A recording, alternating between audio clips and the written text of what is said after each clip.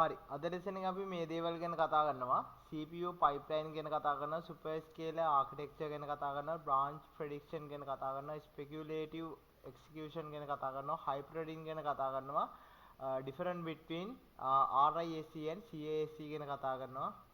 ඊට පස්සේ instruction set architecture ගැන කතා කරනවා. එහෙම නැත්නම් ISA ගැන කතා කරනවා.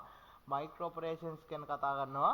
program counter ගැන කතා කරනවා. මෙන්න මේ දේවල් ටික අද ලෙසන් එකෙන් කතා කරන computer architecture සම්බන්ධයෙන් තියෙන ඒ වගේම CPU එක සම්බන්ධයෙන් ගොඩක් දේවල් කවර් වෙනවා. හරි එහෙනම් අපි ලෙසන් එකට යමු. හරි අපි දැන් කතා කරන්න යන්නේ CPU pipelining ගැන. CPU pipelining කියන එකට හිතන්නකො laundry එකක් තියෙනවා. laundry එක section තුනක් තියෙනවා. හරිද? laundry එකක් තියෙනවා. laundry එක section තුනක් තියෙනවා. washing section එකක් තියෙනවා. dry section එකක් තියෙනවා. fold section එකක් තියෙනවා. හරිද? මේවා section තුනක් කියලා හිතන්නකො. wash කරන්න විනාඩි 30ක් යනවා. dry කරන්න විනාඩි 20ක් යනවා. fold කරන්න විනාඩි 10ක් යනවා. එක lot එකක්. එක ready lot එකක් wash කරන්න විනාඩි 30ක් යනවා. dry ඒ ready lot එකම dry section එකට දාලා dry කරන්න විනාඩි 20ක් යනවා. ඒ ready lot එකම fold section එකට දාලා ready එක නවල කරන්න විනාඩි 10ක් යනවා කියලා හිතන්නකො. හරිද? එතකොට සම්පූර්ණ total එක මෙතන යනවා විනාඩි 30 20යි 40 40 10 50යි. විනාඩි 50ක් යනවා සම්පූර්ණයෙන්ම total එක මේ සම්පූර්ණ ready lot එක ඉවර කරන්න. හරිද? total එක විනාඩි 50ක් යනවා. total එක සමනයි 15 minutes. හරිද? එතකොට හිතන්නකෝ දැන් මෙතන මිනිස්සු 3 දෙනෙක් ඉන්නවා කියලා. හරිද? මෙතන මිනිස්සු 3 දෙනෙක් ඉන්නවා. මේ මිනිස්සු ඇවිල්ලා රෙදිරික එක රෙදි ලොට්ට වොෂ් වෙන්න දානවා. හරිද? විනාඩි 30ක් ගත වෙනවා. ඒ රෙදි ලොට් එක මරගෙන මෙයා ඩ්‍රයි කරන්න දානවා. විනාඩි 20ක් ගත වෙනවා. එතකොට මෙතන සම්පූර්ණ විනාඩි 40ක් ගත වෙලා ඒ රෙදි ටික ෆෝල්ඩ් වෙන්න දානවා. ඒකට විනාඩි 10ක් යනවා. සම්පූර්ණයෙන් මෙයා මේ රෙදි ලොට් එක ඉවරදී විනාඩි 50ක් ගත වෙලා ඉවරයි. හරිද? එතකොට මෙතන සෙක්ෂන් තුනක් නේ. ඊළඟ මිනිස්සු එනවා. ඒ මිනිස්සයා දැන් මෙයා ඉවර වුණාට පස්සේ විනාඩි 50කින් පස්සේ එයාට ඊළඟට ටික වොෂ් වෙන්න දානවා විනාඩි 30යි, විනාඩි 20යි ඩ්‍රයි වෙන්න දැම්මා. ෆෝල්ඩ් වෙන්න දැම්මා විනාඩි 50 ගිහිල්ලා. මෙයා ඒ රෙදි ලොට් එකම වොෂ් වෙන්නයි, ඩ්‍රයි වෙන්නයි, ෆෝල්ඩ් වෙන්නයි දානවා විනාඩි 50ක් යනවා. එතකොට මෙයා ඉවර වුණාට පස්සේ තමයි මේ රෙදි මේ පළවෙනි පර්සන්. මෙයා හිතනකො මෙයා A කියලා. මෙයා A කියලා හිතනකො A B C. හරිද?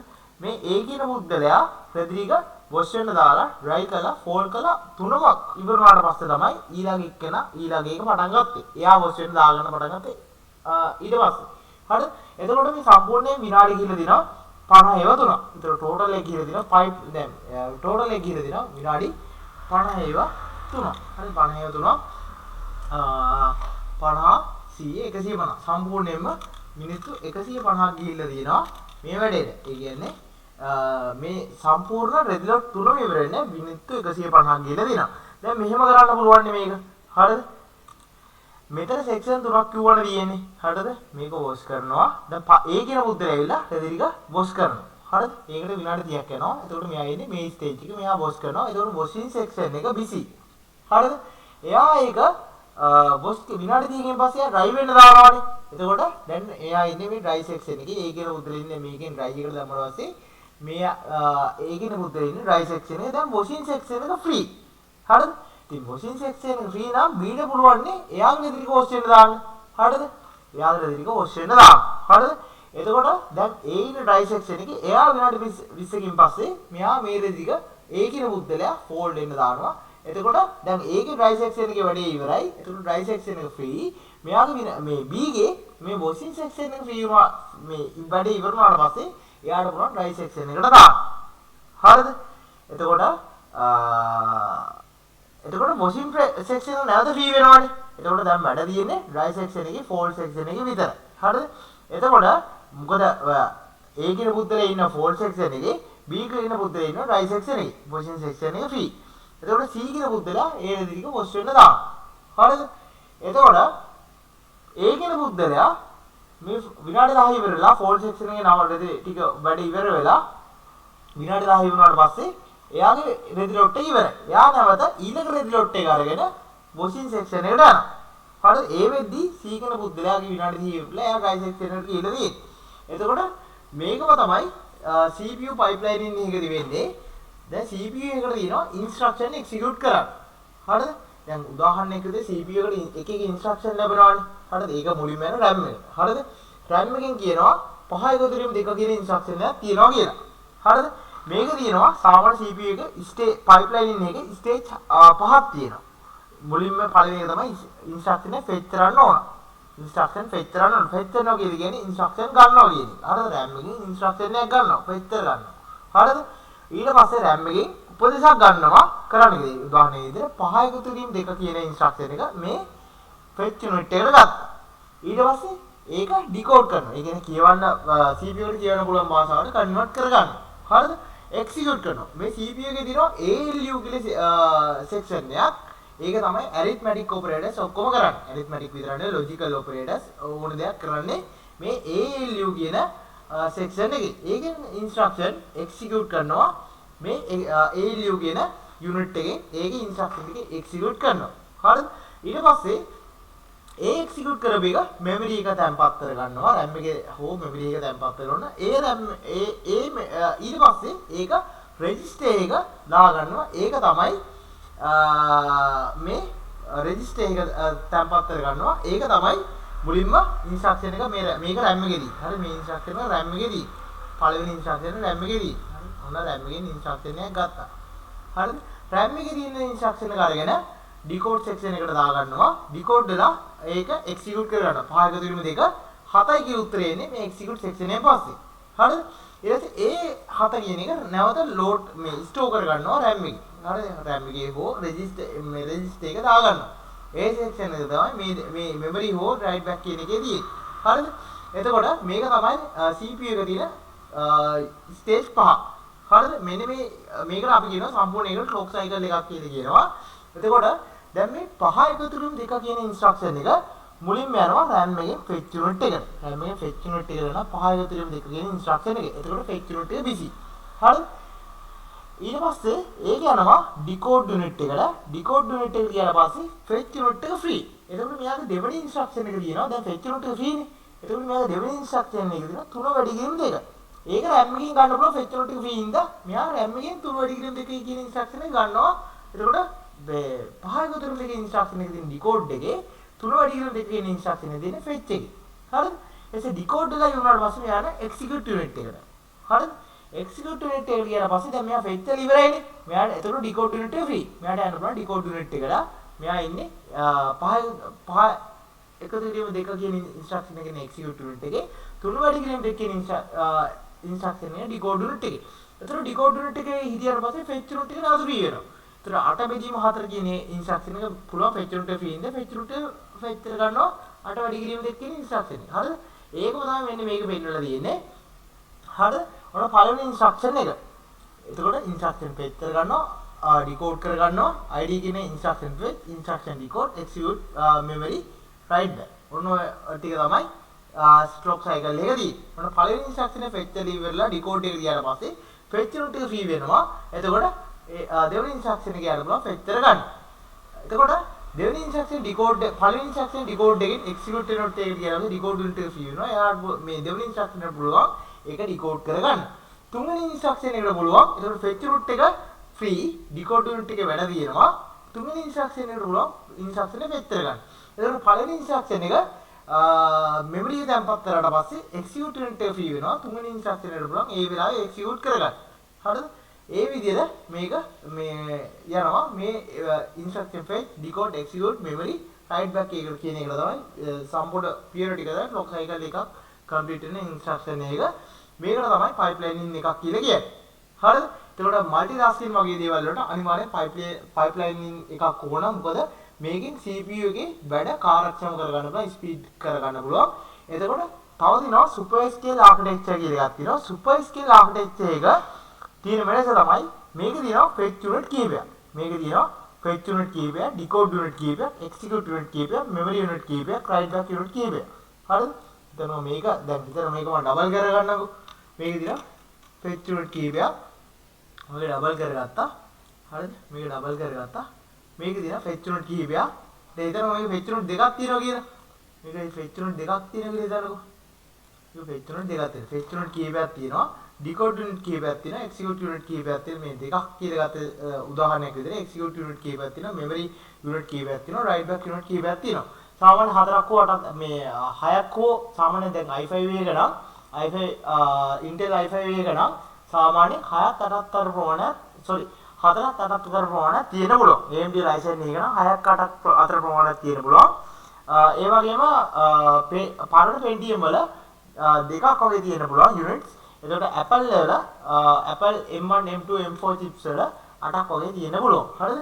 එතකොට fetch unit වලදී දැන් මෙතන fetch unit දෙකක් තිබ්බට පස්සේ වෙන්නේ මෙයාට instruction කිහිපයක් දැන් මෙතනදී මෙයා 5 එකතු කිරීම දෙක කියන instruction එක මෙතන මෙතන ගන්න. දැන් එතකොට මෙතන ඇවිල්ලා මෙයාට එකක් fetch කරගන්න. දැන් එකපාරේ instruction දෙකක් fetch කරගන්න පුළුවන්. දැන් මෙයා 5 එකතු කිරීම දෙක කියන instruction එක මෙතන fetch කරගද්දී pipeline එකකදී නම් උනේ මෙයාට යන්න සිද්ධ වෙනවා මේ 5 එකතු කිරීම දෙක කියන instruction එක fetch කරගෙන ඉවරලා decode එක ගියාට පස්සේ මෙයාට ඊළඟ instruction එක ගන්න පුළුවන් උනේ.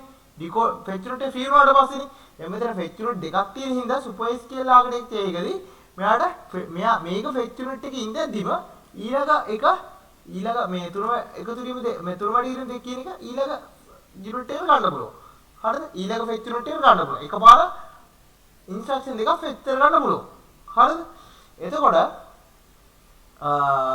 මේක ඉවර වෙද්දි මේ fetch unit එක ඉවර වෙද්දි මේක ඉවර වෙලා මේ දැන් 5 එකතු කිරීම දෙක කියන එක ඉවර වුණාට පස්සේ decode unit එකට යනවානේ. හරිද? decode unit එකට ගියා දැන් pipeline එකේ super scale architecture එක එකතු වුණාට පස්සේ දැන් 5 එකතු කිරීම දෙක කියන fetch unit එක ඉවර වුණාට පස්සේ decode unit එක ගියාට පස්සේ මෙයාම ආයෙ fetch කරගන්නවා පළවෙනි එකට. තව instruction එකක් තිබ්බොත් ඒක නැවත fetch කරගන්නවා මෙතන. හරිද? ඒ කියන්නේ දැන් උදාහරණයකට මේක නිකන් මෙතන තියෙන fetch unit කීපයක්, decode unit කීපයක්, execute unit කීපයක්. ඒ ඉල්ලු කීපයක් තියෙනවා. ගණනය කරන්න එකපාර. හරිද? එතකොට එකම වෙලාවේ ඒක නිකන් මෙහෙම. දැන් මෙතන washing machine එකේ තිබ්බානේ washing section එකයි තිබ්බේ මෙතන. dry section එකයි, fold section එකයි. මෙතනදී හිතන්නකෝ washing machine මේ වගේ section තියෙනවා දෙකක්. උදාහරණයකට දැනට දෙකක් ගන්නවා නැත්නම් පැටලෙනවානේ. එතකොට මෙයා washing machine මෙයා wash කරන වෙලාවේ ඊළඟ section එකේ එක්කනට එකම වෙලාවේ wash කරන්න පුළුවන් ready load දෙකක්. එකම වෙලාවේ wash කරන්න පුළුවන් ready load දෙකක්. හරිද? එතකොට මේක washing එකකින් දැන් pipeline එකත් එකතු වුණාට පස්සේ මෙයා washing එකකින් විනාඩි 30කට dry එකට ගියාට පස්සේ දැන් අර පැත්තෙත් ඒ වගේම සිද්ධ වෙනවා. හරිද? එතකොට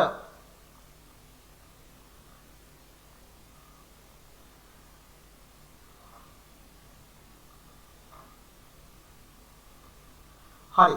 එතකොට මේක washing machine එක මේ washing laundry example එකකට ආදේශ කරාට පස්සේ ඒක මම මෙහෙම පෙන්නන්න. හරිද? laundry example එකකට ආදේශ කරාට පස්සේ back කරන්න පුළුවන්. back.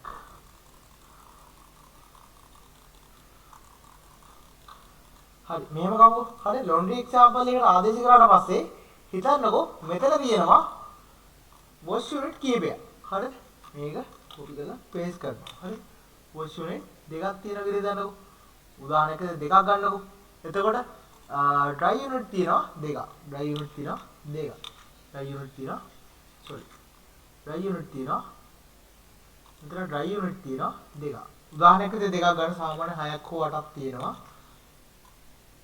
Intel එක නම් තියෙනවා unit 4ක් 8ක් වගේ ප්‍රමාණයක්.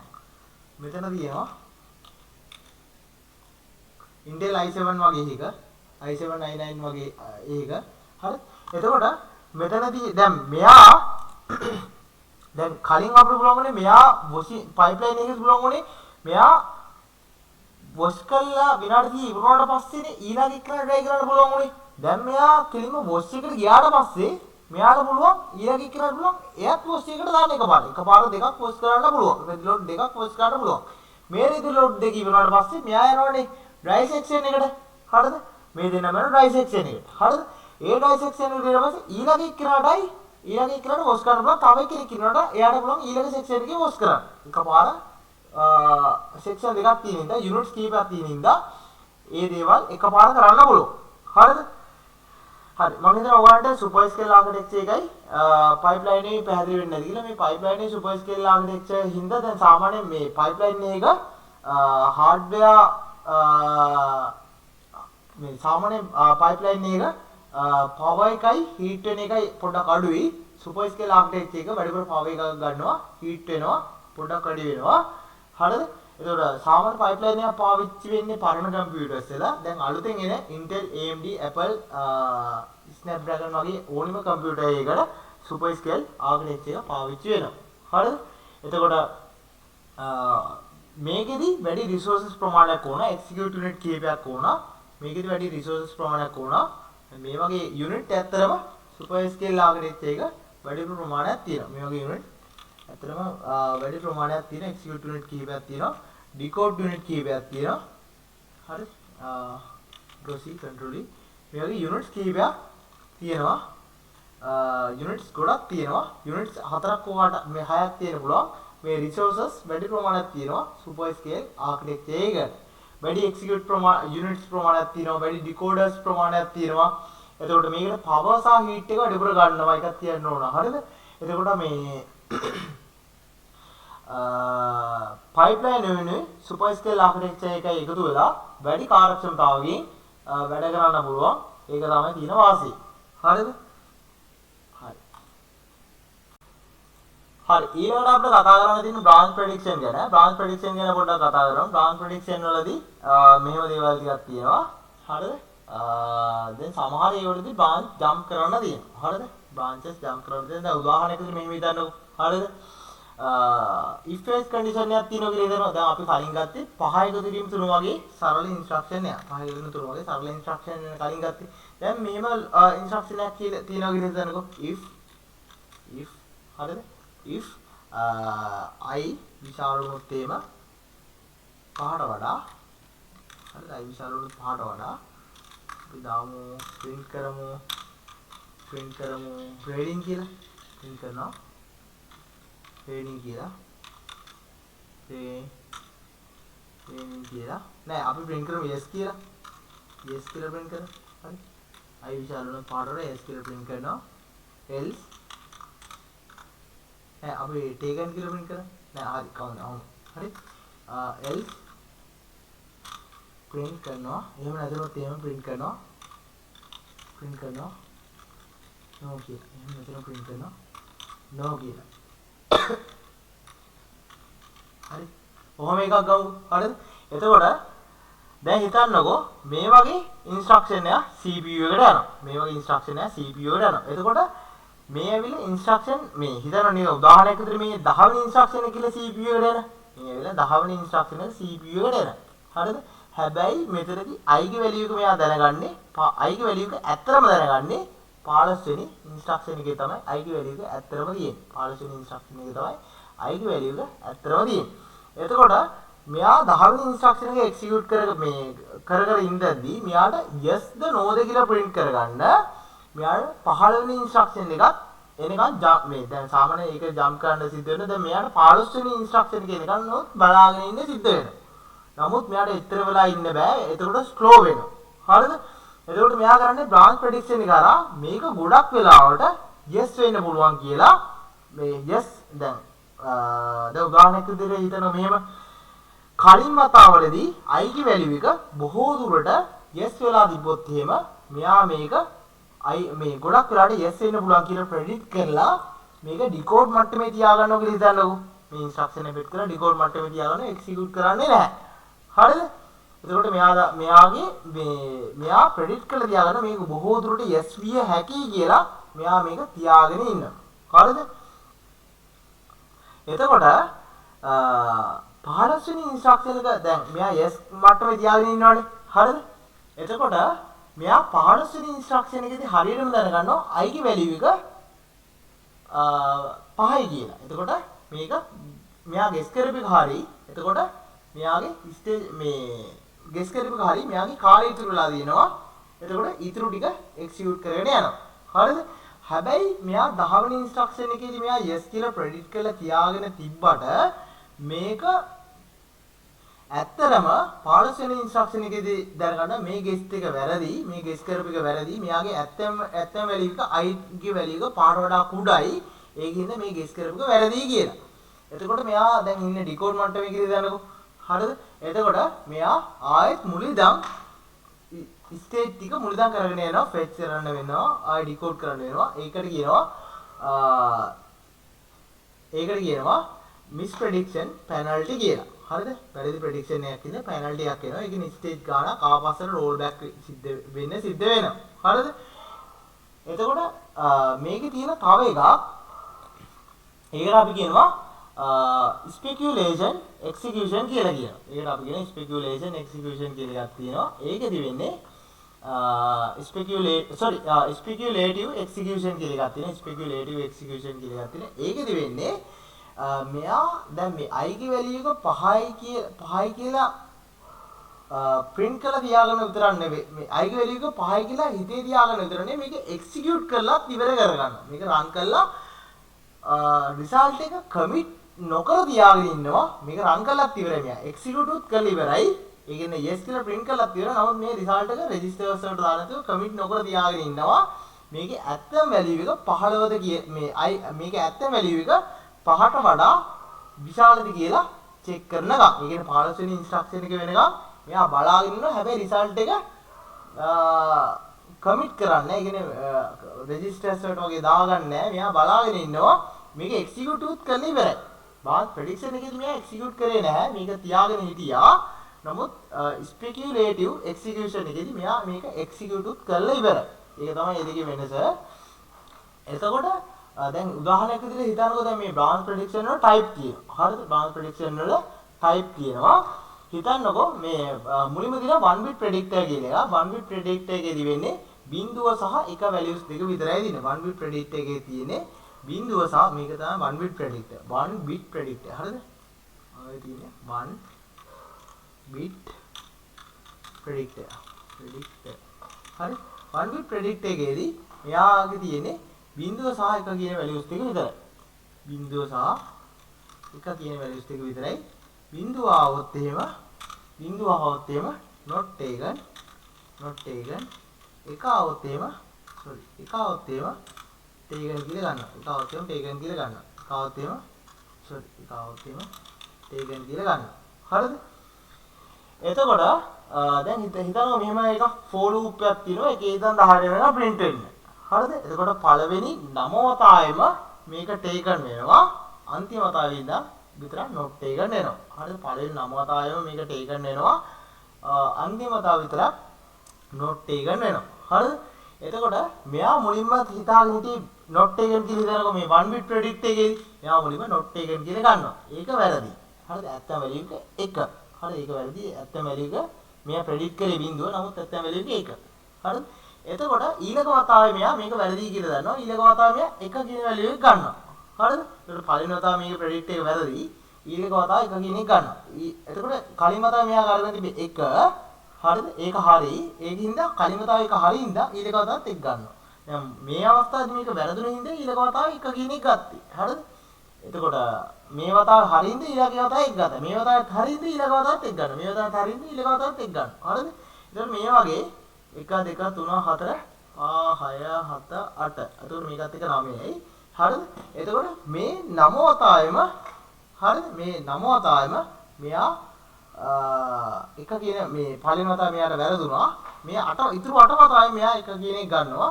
හැබැයි අන්තිම වතාවෙත් මෙයා එක කියන වැලියු ගන්න. ඒක නමුත් වර්ධිනවා. මේක වැරදි. හරිද? මේක වැරදි. මේකත් වැරදි. sorry. මේක වැරදි. මේකත් වැරදි. හරිද? මේ දෙක වැරදි. හරිද? ඒකින්ද මෙයා මෙතන වැරදි දෙකක් තියෙනවා. හරිද? නමුත් 8 වතාවම මෙයා හරි වැලියු එක අරගෙන. 8 වතාවම මෙයා හරි වැලියු එක අරගෙන. 1 bit predict එකේදී 8 වතාවක් හරි වැලියු එක අරගෙන මේක වැරදි හින්දා ඊළඟ loop එකේ පළවෙනි වතාවෙත් මෙයා බිංදුව කියන වැලියු එක තමයි ගන්න. ඒකත් වරදිනවා. හරිද? ඒකත් වරදිනවා ඊළඟ වතාවේ 1 කියන වැලියු එක ගන්න. හරිද? මේ වගේ මේ loop එකේදී මේ 1 bit predict එකේදී දෙවතාවක් වැරදි 8 වතාවක් හරි. හරිද? එතකොට තියෙනවා මෙතන n අකුරු නෙවෙයි bit 1 bit හොදි මේ 1 nit නෙවෙයි 1 bit හොදි b අකුරු n මෙතන bit හොදි. එතකොට ඊළඟ එකේ තමයි 2 bit predictor කියලා කියන්නේ. 2 bit predictor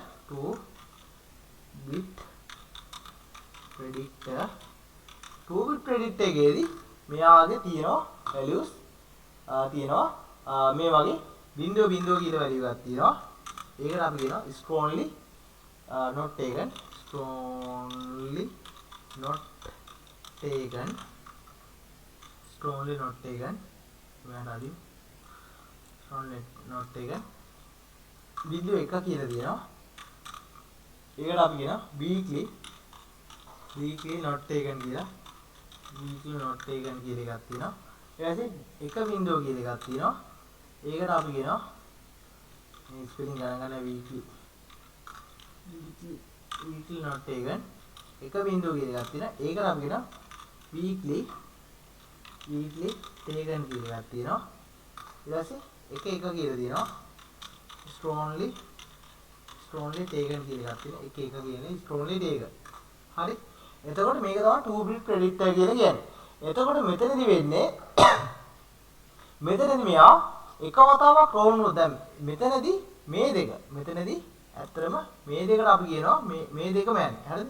මෙතනදි මේ දෙකම යන්නේ not taken පැත්තට. මේ දෙකම යන්නේ not taken පැත්තට. දෙකම යන්නේ not taken පැත්තට.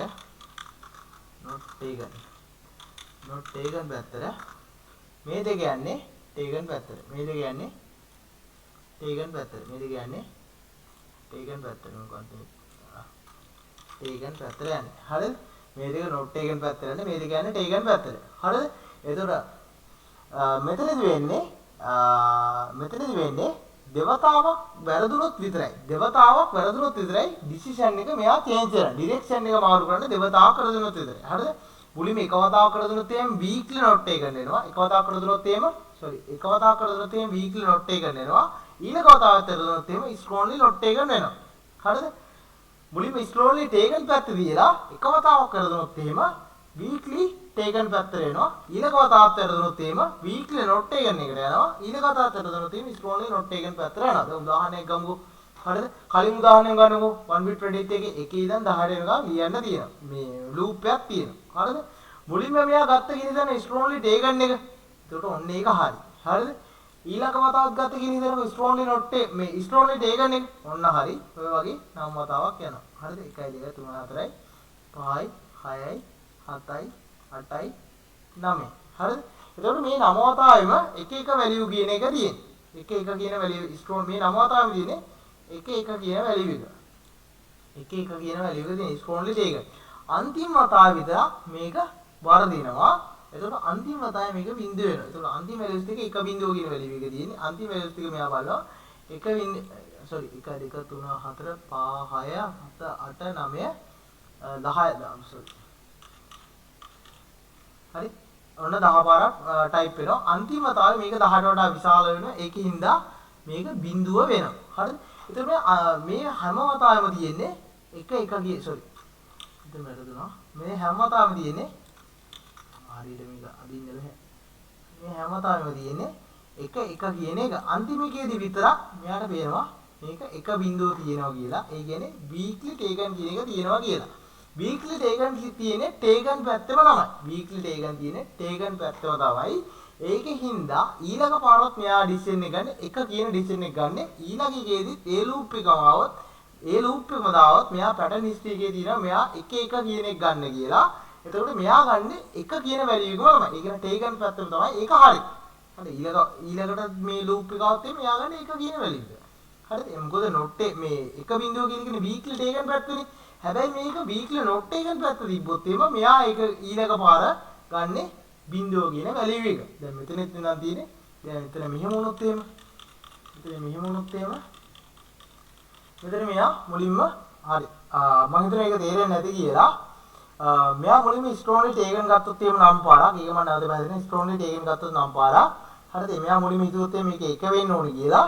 කලින් හිස්තිය බලලා මේක 1 ඉඳන් 1යි 2යි 3යි 4යි 5යි 6යි 1 2 3 4 5 6 7 8 9 10. ඔය 10ම එකේ ඉඳන් 10ට ටයිප් වෙනවා. ඔන්න 10 පාරක් මෙයා එක ගත්තා.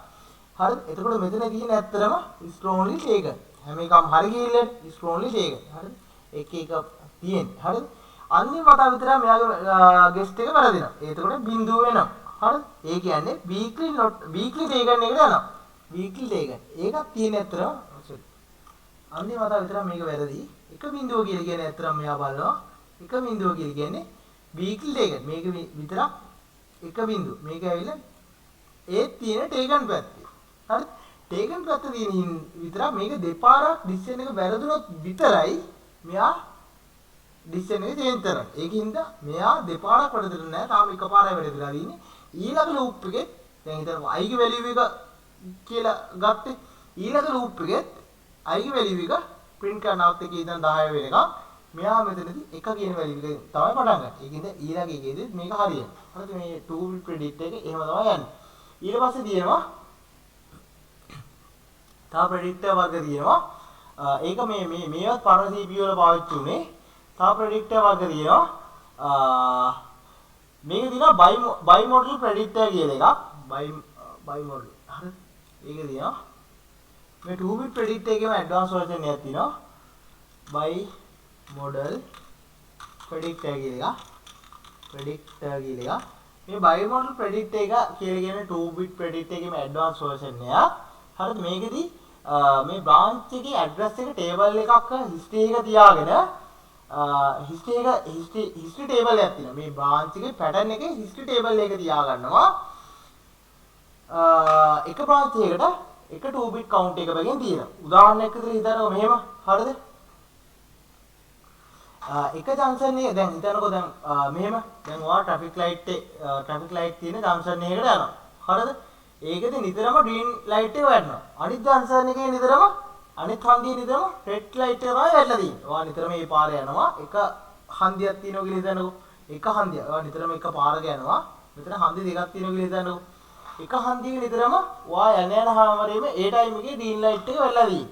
ඊළඟ හන්දියට යද්දි ඒ ටයිම් එකේ red light එක වැටලා තියෙන්නේ. හරිද?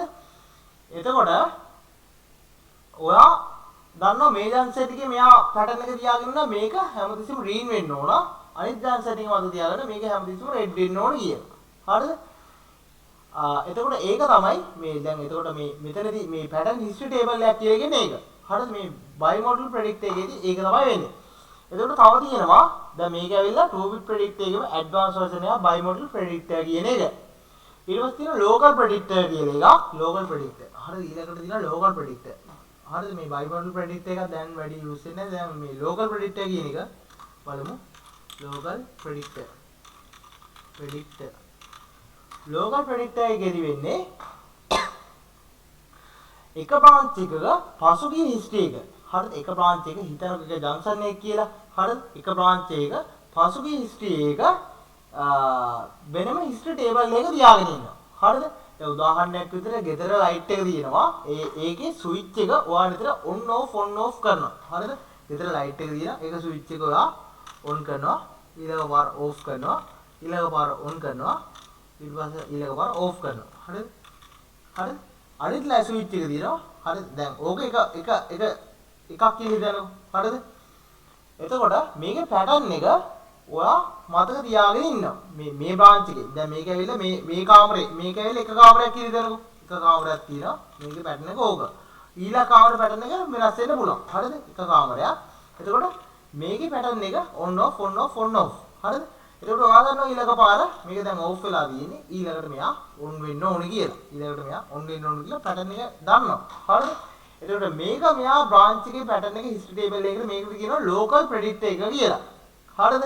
මේකට කියනවා local predictor එක කියලා.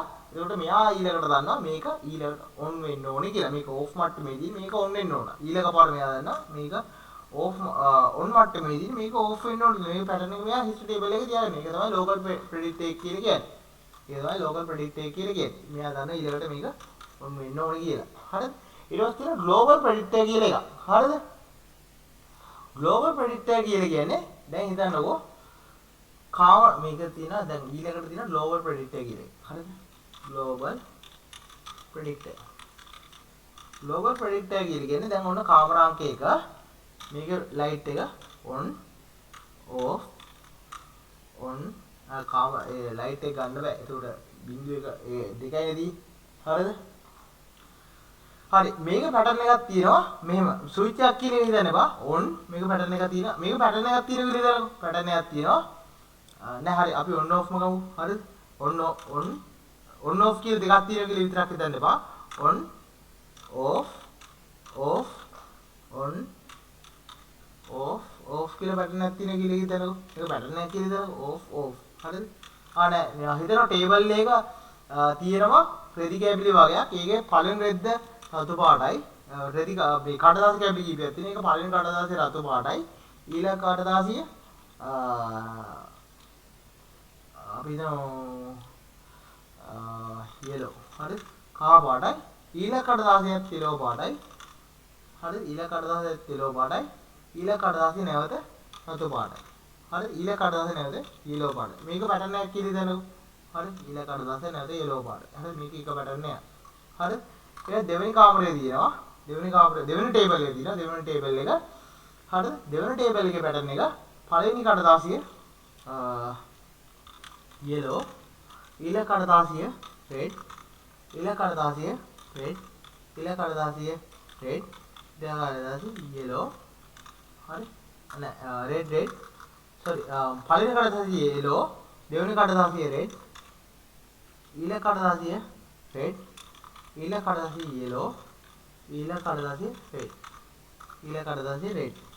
ඒතකොට මෙයා ගන්නවා මේ pattern එක දැන් මේ කාමර දෙකෙන් pattern මේක branches දෙකක් කියලා දන්නකො.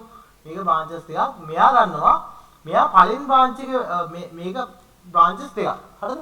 මේ branches දෙකේම history එක මෙයා තියාගෙන ඉන්නවා. මේ branches දෙකේම මෙයා history එක තියාගෙන ඉන්නවා.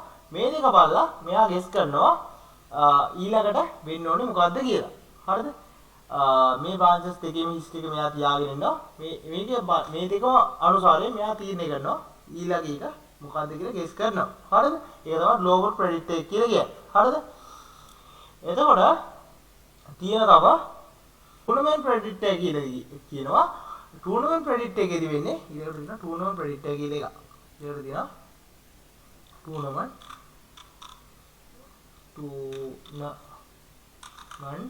predictor කියලා එකක්. predictor කියලා.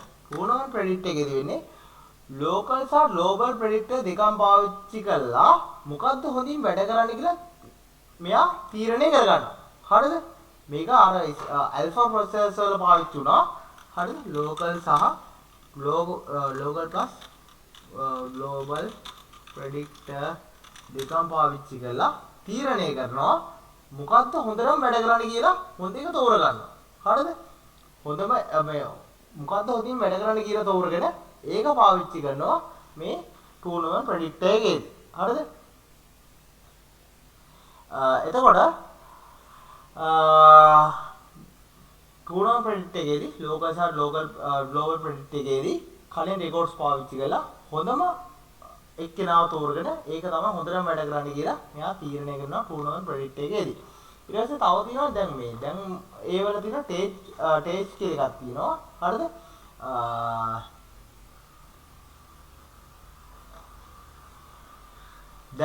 හරි ඊළඟට දැන් මොන ටෙස්ට් වල තියෙනවා test predictor කියලා. දැන් අත්‍තරම් පාවිච්චි වෙන්නේ neural network පාවිච්චි කරලා AI පාවිච්චි කරලා ගණනය කිරීම කරලා predict කරනවා ඊළඟට සිද්ධ වෙන්නේ මොකද්ද කියලා. හරි දැන් අත්‍තරම් තියෙනවා test predictor කියලා. දැන් අත්‍තරම් මේ test predictor එක පාවිච්චි කරනවා test predictor එකේදී වෙන්නේ local සහ global දෙකම පාවිච්චි කරලා හොඳම test predictor එකේදී වෙන්නේ AI පාවිච්චි කරලා. හරිද? neural network වගේ දේවල් පාවිච්චි කරලා හොඳ මේ ඊළඟට වෙන්න ඕනේ මොකද්ද කියලා මෙයා decision කරනවා. හරිද? ඒ කියන්නේ කලින් එයාගේ ලැබිච්ච පරණ අත්දැකීම් මත ගණනය කරනවා ඊළඟට මොකද්ද කිය හැකි කියලා. ඒ කියන්නේ AI පාවිච්චි කරලා මේ test predictor එකේදී මේක පාවිච්චි කරනවා. එතකොට 1 bit predictor එක කියන්නේ කිව්වා 0.1 කියන predictor එක. ඒ කියන්නේ කලින් වතාවේ taken වෙලා තිබ්බොත් එහෙම ඊළඟ වතාවෙත් taken. කලින් වතාවේ not taken වෙලා තිබ්බොත් එහෙම ඊළඟ වතාවෙත් not taken. හරිද? එතකොට 2 bit predictor එක ගැන කතා කරා. එතකොට ඒකට උදාහරණයක් ගත්තා. 1 ඉඳන් 10 වෙනකම් මේ for loop එකක් ගත්තා. එතකොට ඒකෙදි 1 ඉඳන් 10 වෙනකම් සංඛ්‍යා ටික ලියන්න කියලා තිබ්බා. එතකොට 1 ඉඳන් 10 වෙනකම් මුලින්ම 10 වතාවක් එක වුණා. අන්තිම වතාව විතරක් වැරදුනා. ඒක යන්නේ weekly taken පැත්තට 1 බිංදුව කියලා තියෙන්නේ. ඒකින්ද ඊළඟ වතාවත් මෙයා ඒකත් taken වලටයිදී. ඊළඟ වතාවත් මෙයා taken එකට ගියා. ඒක තමයි 2 bit predictor කියලා කිව්වේ. එතකොට ඒකෙදි ගොඩක් දුරට accurate වුණා. ඊට පස්සේ මෙතන අපි කතා කරා බයිමෝඩල් ප්‍රෙඩික්ට් එක ගැන එතකොට ඒක 2 bit ප්‍රෙඩික්ට් එකේම ඇඩ්වාන්ස් වර්ෂන් එක බයිමෝඩල් ප්‍රෙඩික්ට් එක කියන්නේ 2 bit ප්‍රෙඩික්ට් එකේම ඇඩ්වාන්ස් වර්ෂන් එක බයිමෝඩල් ප්‍රෙඩික්ට් එක ගැන ඊට පස්සේ ලෝකල් ප්‍රෙඩික්ට් එක ගැන කතා කරා ලෝකල් ප්‍රෙඩික්ට් එක කියන්නේ ස්විච් එක ඔන් ඔෆ් කරන ඒ කියන්නේ එක කාමරයක් තියෙනවා ඒ කාමරේ නිතරම ස්විච් එක ඔන් වෙනවා ඕෆ් වෙනවා ඔන් වෙනවා ඕෆ් වෙනවා ඊළඟට ඔන් එකේ තිබ්බොත් එහෙම ඊළඟට ප්‍රෙඩික්ට් කරන මෙයා ඕෆ් වෙන්න ඕනේ කියලා. හරිද? ග්ලෝබල් ප්‍රෙඩික්ට් එකේදී මෙයා බ්‍රාන්චස් දෙකක් කරනවා. උදාහරණයකට කාමර දෙකක් ගන්නවා කියලා හිතන්නකෝ. එක කාමරයක ස්විච් එක නිතරම ඕෆ් වෙලා තියෙනවා. එහෙනම් ඊළඟට ඔන් වෙන්න ඕන. ඊළඟ බ්‍රාන්ච් එකේ ස්විච් එක නිතරම ඕෆ් ඔන් වෙලා තියෙනවා. එහෙනම් ඒක ඕෆ් වෙන්න ඕන. හරිද? එතකොට මේ වගේ බ්‍රාන්චස් දෙකක් තීරණය කරලා මෙයා මේකේ පැටර්න් එක අඳුරගන්න එකට කියනවා ග්ලෝබල් ප්‍රෙඩික්ට් එක කියලා. ටූර්නමන්ට් ප්‍රෙඩික්ට් එක කියන්නේ ලෝකල් ප්‍රෙඩික්ට් එකයි ග්ලෝබල් ප්‍රෙඩික්ට් එකයි දෙකම පාවිච්චි කරලා මෙයා වඩා හොඳ ප්‍රෙඩික්ට් එක කවුද කියලා තීරණය කරලා ඒ ප්‍රෙඩික්ට් එක ගන්න තමයි ටූර්නමන්ට් ප්‍රෙඩික්ට් එක කියලා කියන්නේ. ඊට පස්සේ ටේස්ට් ප්‍රෙඩික්ට් එක කියන්නේ නියුරල් නෙට්වර්ක් පාවිච්චි කරලා AI පාවිච්චි කරලා හොඳ ප්‍රෙඩික්ට් එක සිලෙක්ට් කරගන්න එක මේ නියුරල් නෙට්වර්ක් පාවිච්චි කරලා ඊළඟට සිද්ධ වෙන්න යන දේ අනුමාන කරන එක තමයි ටේස්ට් ප්‍රෙඩික්ට් එක කියලා කියන්නේ. ඒ කියන්නේ AI පාවිච්චි කරලා අතීත දත්ත මත මෙයා තීරණය කරනවා අතීත දත්ත සහ මෙයාගේ AI knowledge එක මත neural network එකක් මත මෙයා තීරණය කරනවා ඊළඟට මේක විය හැකියි කියලා. හරිද? එතකොට AI වල තියෙන supervised learning, non supervised learning, reinforcement training කියලා එකක් තියෙනවා. ඒව පාවිච්චි කරලා neural network එක පාවිච්චි කරලා මේක තීරණය කරනවා ඊළඟට වෙන්න ඕන මොකද්ද කියලා test predict එකේදී. හරිද? හරි ඒව තමයි predictors කියන කතා කරන්න තියෙන්නේ. ඒකට සරල ගුවොත් එහෙම predictors වර්ග දෙකක් predictor මේ branch predictor කියන්නේ if else condition එකක් ගත්තොත් එහෙම දැන් උදාහරණයකට විතර i විශාල වුණොත් 5ට වඩා මේක yes කියලා print කරන්න s වුණොත් එහෙම no කියලා print කරන්න කියන instruction එකක් තියෙනවා කියලා හිතන්නකෝ. එතකොට මේක මෙයා 10 වෙනි instruction එකේදී තමයි මෙයා ඉන්නේ. එතකොට මෙයාගේ i ගේ value එක මෙයා දන්නවනේ 15 වෙනි instruction එකේදී කියලා හිතන්නකෝ. මෙයාට 10 ඉඳන් 15 වෙනකන් instruction ටික execute කරලා ඉවර වෙනකන් බලාගෙන ඉන්නවා i ගේ value එක දැනගන්න. හරිද? එතකොට මෙයා මෙතනදී එහෙම කරන්නේ නැතුව මෙයා හිතනවා කලින් වතාවලදී i හැමතිස්සෙම පහරට විශාල වුණා ඒකින්ද මෙයා yes මට්ටමට taken වෙන්නේ කියලා මේ if condition එක මේක හැමතිස්සෙම yes එක ගන්න කියලා හිතලා මෙයා yes කියන එක හිතේ තියාගෙන ඉන්නවා. speculative execution එකේදී වෙන්නේ මෙයා yes කියන එක හිතේ තියාගෙන ඉන්න නැතුව ඒක execute උත් කරලා ඉවරයි. run කරලා තියාගෙන ඉන්නවා. හරිද? එතකොට මේ වෙලේදී වැරදීමක් වුණොත් එහෙම mispredict penalty එකක් එනවා. ඒ කියන්නේ දැන් stage ගාන ගිහින් ඉවරනේ. හරිද? දැන් speculative execution එකේදී මෙයා මේක run කරලා ඉවරනේ. එතකොට stage ගාන ආපස්සට ආයි return කරන්න වෙනවා. මුලින්ම fetch කරන්න වෙනවා. දැන් මෙයාගේ i ගේ value එක දැනගත්ත 15 වෙනි stage එකේදී මෙයා මුලින්ම දැන් execute කරපු stage ඔක්කොම අපත ගිහිල්ලා ආයි මුලින්ම execute කරගෙන ඉන්නේ මේ මුලින්ම instruction fetch කරලා decode කරලා execute කරන්න වෙනවා. stage ගානක් වරදිනවා. ඒකට කියනවා mispredict penalty කියලා. හරිද? මේවා තමයි branch prediction ගැනදී කතා කරන්න තියෙන්නේ. හරි. දැන් අපි බලමු hybriding කියලා කියන්නේ මොකක්ද කියලා. hybriding කියන වචන පාවිච්චි කරන Intel සමාගමේ හරිද? මේක trade name එක තමයි hybriding කියලා කියන්නේ. මේකට SMT කියලා තියෙනවා Ryzen වලදී වගේ multi threading කියලා. එතකොට මෙතනදී වෙන්නේ එක physical core එකක් logical cores දෙකක් වගේ operating system එකට පෙන්වන එක තමයි මෙතනදී වෙන්නේ. හරිද? ඒක නිසා එක core එකකින් threads දෙකක්. ඒ කියන්නේ වැඩ දෙකක් එකට run කරන්න පුළුවන්. ඒ කියන්නේ දැන් උදාහරණයකට එක physical core එකක් logical cores දෙකක් වගේ පෙන්වනවා නම් i5 එක තියෙනවා නම් cores 6ක්. එතකොට මෙතනදී cores 12ක් මේ threads 12ක් වගේ පෙන්වනවා. cores 6ක් තියෙනවා නම් එයා threads 12ක් වගේ පෙන්වනවා. හරිද? logical cores ඒක තමයි කියන්නේ එක physical core එක logical cores දෙකක් වගේ පෙන්වනවා කියලා. threads ඒක threads ගන්න double වෙලා පෙන්වනවා. හරිද? කරන්න පුළුවන් වැඩ ගන්න double වෙලා පෙන්වනවා. හරිද? එතකොට CPU දැන් උදාහරණයක් විදිහට ගත්තොත් මේ print වලදී එක්කෙනෙක් print එක බලාගෙන ඉඳද්දි ඒ කියන්නේ print එක බලාගෙන ඉඳද්දි print එකෙන් type කරපු කොළ ටික එනකම් බලාගෙන ඉඳද්දි අනිත් කෙනාට type කරන්න පුළුවන්. ඒ කියන task දෙයක්. එක්කෙනෙක් print එකෙන් කොළ ටික එනකම් බලාගෙන ඉන්නවා අනිත් කෙනා type කරනවා. නැත්තම් එක්කෙනෙක් විතරක් වැඩ කරොත් වෙන්නේ ඒතර මෙතනදී එක්කෙනෙක් විතරක් වැඩ කරොත් වෙන්නේ මෙයා කම්පියුටර් එකේ type කරලා කරනවා print එක wait කරනවානේ. දැන් අතනදී වැඩ දෙකක් කරනවා. එක්කෙනෙක් type කරලා ඉවරලා එයා print එකෙන් කොළ ටික එනකම් බලාගෙන ඉඳද්දි අනිත් කෙනා type කරනවා. ඒතර මෙතනදී වැඩ දෙකක් වෙනවා. හරිද? එතකොට මෙතනදී වෙන්නේ resources idle නොකර CPU core එකේ resources idle නොකර thread දෙකක් එකට run කරනවා. හරිද? දැන් උදාහරණයක් ගත්තොත් වීඩියෝ එඩිටින් කරද්දී දැන් මේක රෙන්ඩරින් පාර්ට් එකේදී එක රෙඩ් එකක් මෙමරි එක ඉල්ලනකම් බලාගෙන ඉන්නවා.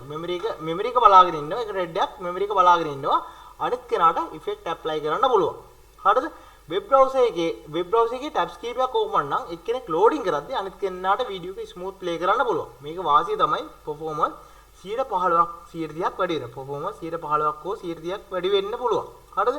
දැන් එතකොට මේකෙදි වෙන්නේ එක CPU core එකක්, එක physical core එකක්, ඒ කියන්නේ එක භෞතික core එකක්, logical cores දෙකක් වගේ පෙන්වනවා. ඒකෙන්ද එක core එකකින් threads දෙකක් එකපාර run කරන්න පුළුවන්. හරිද? එක core එකකින් threads දෙකක් එකපාර run කරන්න පුළුවන්. ඇත්තටම මෙතනදී වෙන්නේ resources idle නොකර idle resource එක තව thread එකකට යොමු කරන එක. හරිද? ඒ කියන්නේ කම්පියුටර් එකේ මෙයා ටයිප් කර ඉඳද්දි print එක idle නම් එතනදී තව එයා වැඩ දෙකකට මේක දානවා. හරිද? ඒ කියන්නේ එක්කෙනෙක් print එක බලාගෙන ඉඳද්දි print එකෙන් quality එක එළියට එනකම් බලාගෙන ඉඳද්දි අනිත් කෙනාට පුළුවන් ටයිප් කරන්න. හරිද? හරි. ඒක තමයි hyperthreading කියලා කියන්නේ. එතකොට මෙතනදී CPU core එකක execution unit share කර ගන්නවා.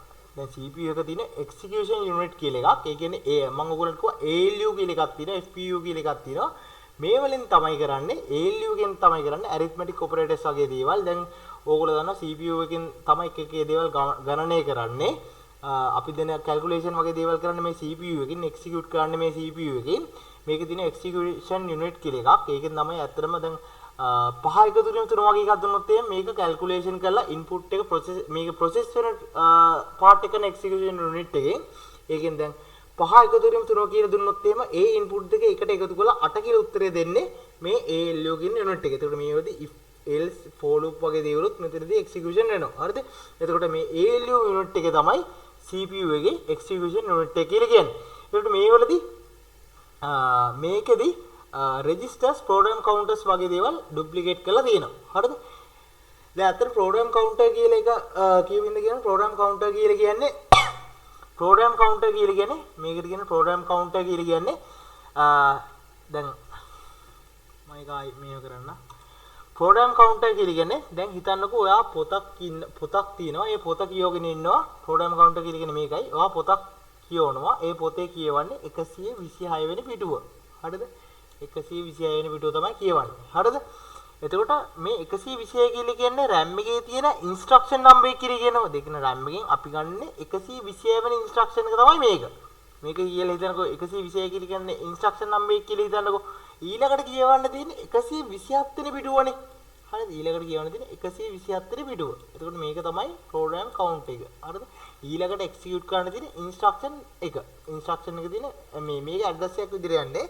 මේ instruction number එක තමයි මේ program count එක කියලා කියන්නේ. දැන් උදාහරණයක් විදිහට ඔයා පොතක් කියවගෙන ඉන්නවා 126 වෙනි පිටුව කියවන්නේ. ඒක කියවලා ඉවර වෙගෙන ඉද්දි ඔයා ඒක කියවගෙන යද්දි ඔයාට ගෙදර බෙල් එක රින් වෙනවා.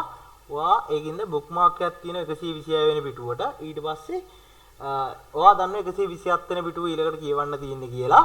ඔයා 100 අමතක වෙන හින්දා ඔයා 126 වෙනි පිටුවට bookmark එකක් තියලා ඔයා යනවා ගෙදර බෙල් එක රින් උන්නේ ඇයි කියලා බලන්න.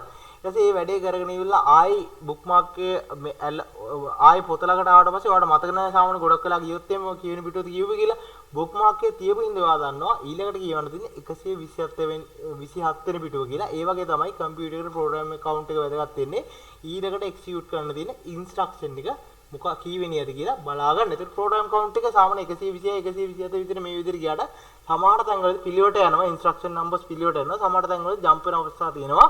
if else වගේ condition ආවට පස්සේ සමහර වෙලට if else වගේ condition ආවට පස්සේ මේක 126 නම් 129 130 වගේ ඉස්සරහට තියෙන count වලට එකපාර jump වෙන්න පුළුවන්. උදාහරණයක් විදිහට කිව්වේ ඒ කියන්නේ if else වගේ condition වලදී අපිට instruction එකෙන් ඊළඟට execute කරන්න තියෙන instruction එක දැන් ඒක ඉස්සරහට කියන්නේ program count එක වෙද්දී එතකොට මේ program count එක කියන්නේ ඊළඟ instruction එකේ number එක. හරිද? ඊළඟට execute කරන්න තියෙන instruction එකේ RAM එකෙන් ගන්න තියෙන instruction එකේ number එක මතක තියාගෙන ඉන්න එක මේ program count එක නැත්තම් computer එක දන්නේ ඊළඟට මොන instruction එකද execute කරන්න කියලා. හරිද? එතකොට මෙතනදී CPU core එකේ තියෙන execution unit වගේ දේවල් share කර ගන්නවා. මේක නමුත් registers program counter වගේ state එක duplicate කරලා තියා ගන්නවා. ඒ වල state වගේ දේවල් duplicate කරලා තියා ගන්නවා. එතකොට මෙතනදී එක task එකක් wait කරන වෙලාව, එක thread එකක් wait කරන වෙලාවේ හරිද? ඒක memory එක බලාගෙන ඉන්න වෙලාවේ අනිත් thread එක run කරන්න පුළුවන්. එක thread එකක් wait කරන වෙලාව අනිත් thread එක run කරන්න පුළුවන්. හරිද? ඒතර මෙතනදී වෙන්නේ ඇත්තට CPU core එකේ resources idle නොකර threads දෙකක් run කරන්න පුළුවන්. CPU core එකේ resources idle නොකර. දැන් මේ මෙතනදී ගත්තොත් එහෙම දැන් එක්කෙනෙක් විතරක් වැඩ කරොත් එහෙම එක thread එකක් එක task එකක් විතරක් කරොත් එහෙම මෙයා type කරද්දී print එක idle නේ. හරිද? එතකොට මේ idle resource එකනොත් අපිට වැඩක් ගන්න පුළුවන් නේ. හරිද? එතකොට එක්කෙනෙක්ට පුළුවන් මෙයා එක්කෙනෙක් type කරලා ඉවර වෙලා එයා print එකකින් කොර ටික එළියට ගන්න අතරතුර අනිත් කෙනාට type වෙන්න දාන්න පුළුවන්. ඒ වගේ දෙයක් අපිට ගන්න පුළුවන්. ඒක තමයි hybriding කියලා කියන්නේ. ඒ කියන්නේ CPU එකේ resources idle නොකර task දෙකක් එකපාර run කරන්න පුළුවන්. එතකොට මෙතනදී එක physical core එකක් logical cores දෙකක් වගේ පෙන්වනවා operating system එකට. ඒක නිසා වැඩ දෙකක් task දෙකක් threads දෙකක් එකට run කරන්න පුළුවන්. එක core එකකින් වැඩ එක core එකකින් threads දෙකක් run කරන්න පුළුවන්. සාමාන්‍යයෙන් i5 එක cores එකක් තියෙනවනේ. එතන cores 12ක් වගේ පෙන්නනවා. එතකොට උදාහරණයක් තමයි වීඩියෝ එක රෙන්ඩරින් වීඩියෝ එක එඩිටින් වලදී වීඩියෝ එක රෙන්ඩරින් කරද්දී එක thread එකක් memory එක බලාගෙන ඉන්නවා. අනිත් එක්කනට effect apply කරන්න පුළුවන්. එක දැන් web browser එක tabs කීපයක් open එකේ තියෙද්දි එක tab එක loading වෙද්දී අනිත් එක්කනට ඒකෙන් loading වෙද්දී ඒ කියන්නේ memory එක බලාගෙන ඉඳද්දී අනිත් එක්කනට වීඩියෝ එක smooth play කරන්න පුළුවන්. හරිද? එතකොට මේ වල වාසිය තමයි performance 15ක් වැඩි වෙනවා. ඒක තමයි මේකදී අනිවාර්යෙන් multi tasking වලදී මේක අනිවාර්යෙන් වැදගත් වෙනවා. හරි. මේ ටික තමයි කියන්න තියෙන්නේ hybriding වලදී. හරි. දැන් අපි බලන්න යන්නේ මේ RISC සහ CISC අතර වෙනස මොකක්ද කියලා. ඇත්තට මේ RISC කියලා කියන්නේ reduce sorry. RISC කියලා කියන්නේ reduce instruction set computer කියන එක set computer නේද? CISC කියලා කියන්නේ complex instruction set computer කියන එක. හරි. CISC කියලා කියන්නේ complex instruction set computer කියන එක. ඒතර මේ දෙකේ වෙනස තමයි RISC වල උපදෙස් සරලයි instruction සරලයි. මේ වල fixed length එකකින් තියෙන්නේ instruction fixed length එකකින් RISC වල ගොඩක් දුරට තියෙන්නේ. මම මේක වෙනස වගුවකින් වෙනම පැහැදිලි කරන්න. හරිද? ඉස්සෙල්ලා මම කියන්න RISC වල දැන් සහ CISC වල උදාහරණයකින් වෙනස කියන්න. දැන් හිතන්නකෝ උපදේශයක් තියෙනවා. හරිද? දැන් instruction එකක් තියෙනවා කියලා හිතන්නකෝ. RISC එකේදී දැන් instruction එකක් තියෙනවා. ඒක RISC එකේ වෙන්නේ කොහොමද කියලා බලමු. උපදේශයක් තියෙනවා සංඛ්‍යා දෙකක් තියෙනවා. හරිද? සංඛ්‍යා දෙකක් තියෙනවා. ඒක load කරලා ඒක එකතු කරලා memory එකේ store කරන්න. හරිද? instruction එක තමයි සංඛ්‍යා දෙකක් තියෙනවා. හරිද? ඒක load කරලා memory එකෙන් load කරලා එකතු කරලා registers වල store කරන්න. හරිද? memory එකෙන් load කරලා එකතු සංඛ්‍යා දෙක memory එකෙන් load කරලා එකතු කරලා register වල store කරන්න. දැන් RISC එක කරන්නේ මුලින්ම මේ වගේ දෙයක් කරනවා. හරිද? පළවෙනියට එයා ගන්නවා මුලින්ම කරන්න තියෙන්නේ මේ සංඛ්‍යා දෙකක් තියෙනනේ. මුලින්ම load කරනවා register 1 එක කොහෙන්ද memory එකෙන් register 1 එක load කරනවා. හරිද? ඊට පස්සේ මෙයා කරන්නේ load කරනවා register 2 එක කොහෙන්ද memory එකේ. හරිද? ඔක දෙවෙනි එක. හරිද? දෙවෙනි එක. ඊට පස්සේ තුන්වෙනියට කියලා දෙන්නේ දැන් මුලින්ම කිව්වේ load කියලා දාමු නැත්නම් ඔයගලන්ට load හරි. ඔන්න ඊට පස්සේ මෙයා කරන්නේ add කරනවා. හරිද? ඊට පස්සේ එකතු කරන්න කියලානේ. මේක register 3 එකට දාගන්නවා. හරිද? register 3 මොකද්ද එකතු කරන්නේ? register 1 දැන් load කරපු register 1 එක සහ register 2 එක එකතු කරනවා. ඊට පස්සේ අන්ලිමිටඩ් කිව්වේ ස්ටෝර් කරන්න කියලා. ස්ටෝර් කරනවා register tree එක කොහෙද memory එකේ ස්ටෝර් කරනවා. register tree එක memory එකේ ස්ටෝර් කරනවා. හරිද? ඔන්න ඒ ක්‍රියාදාමය තමයි මෙයා කරන්නේ මේ RISC computers වල. CISC වල වෙන්නේ මේ ක්‍රියාදාමය. දැන් මෙතනදී කිව්වේ සංඛ්‍යා දෙක ලෝඩ් කළා එකතු කරලා රෙජිස්ටර් එකේ ස්ටෝර් කරන්න. දැන් CISC වල මේක ඇත්තටම තනි එකකින් සිද්ධ වෙනවා. CISC වල මෙතනදී මේ දැන් මෙතන ස්ටෙප් 4කින් කරපු එක මේක තනි ස්ටේජ් එකෙම මෙයා කරලා ඉවර කරනවා. මෙයා මෙතනදී මුලින්ම මේ සංඛ්‍යා දෙක මෙමරි එකකින් ගන්නවා. මෙමරි එකෙන් සංඛ්‍යා දෙක ගන්නවා. මෙමරි එකකින් අරගෙන මේ දෙක එකතු කරලා මෙයා රෙජිස්ටර් එකට එකපාරට ලෝඩ් කරනවා. හරිද? මෙතනදී ස්ටේජ් 4කින් වුණ එක මෙයා තනි ස්ටේජ් එකකින් කරා. හරිද? ඒක තමයි CISC වලදී වෙන්නේ. RISC වලදී මේ කුඩා ඉන්ස්ට්‍රක්ෂන් තමයි තියෙන්නේ. හරිද? RISC එකේදී කුඩා ඉන්ස්ට්‍රක්ෂන් තමයි තියෙන්නේ. RISC පාවිච්චි කරන සාමාන්‍යයෙන් RISC සාමාන්‍ය පාවිච්චි කරනවා ARM වල. ඒ කියන්නේ iPhone RISC පාවිච්චි කරනවා. ඇත්තටම RISC පාවිච්චි කරනවා ARM වල. ඒ කියන්නේ iPhone Android phone වගේ දේවල් වලට Android phones වගේ දේවල් වලට පාවිච්චි කරනවා. ඊට අමතරව RISC පාවිච්චි කරනවා servers වලට පාවිච්චි කරනවා. එතකොට මේ වල වාසිය තමයි power battery වැඩිපුර ඉතුරු වෙනවා. මේ වල වාසිය තමයි RISC වල තමයි power save වෙනවා. heat එක අඩුයි. battery ඉතුරු වෙනවා. හරිද? battery life එක වැඩි. heat එක අඩුයි.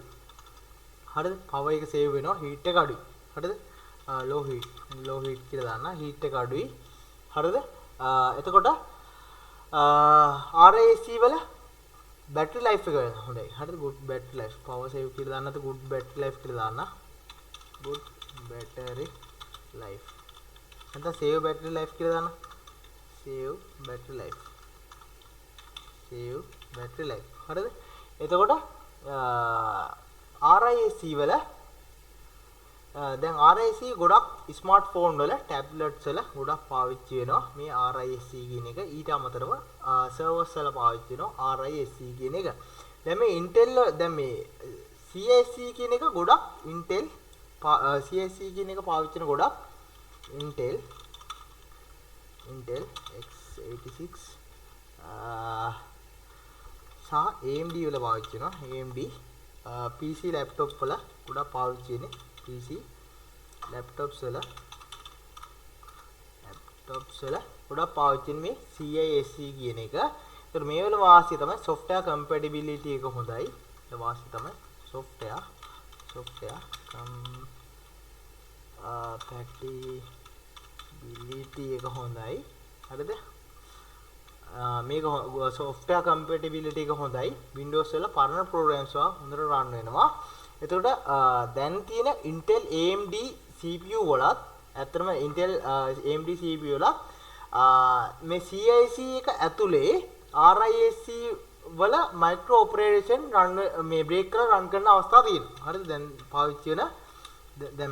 දැන් පාවිච්චි වෙන Intel AMD CPU ඇතුලේ මේ RISC වල micro operation break කරලා run කරන අවස්ථාව තියෙන hybrid කියලා මේවට කියනවා. හරිද?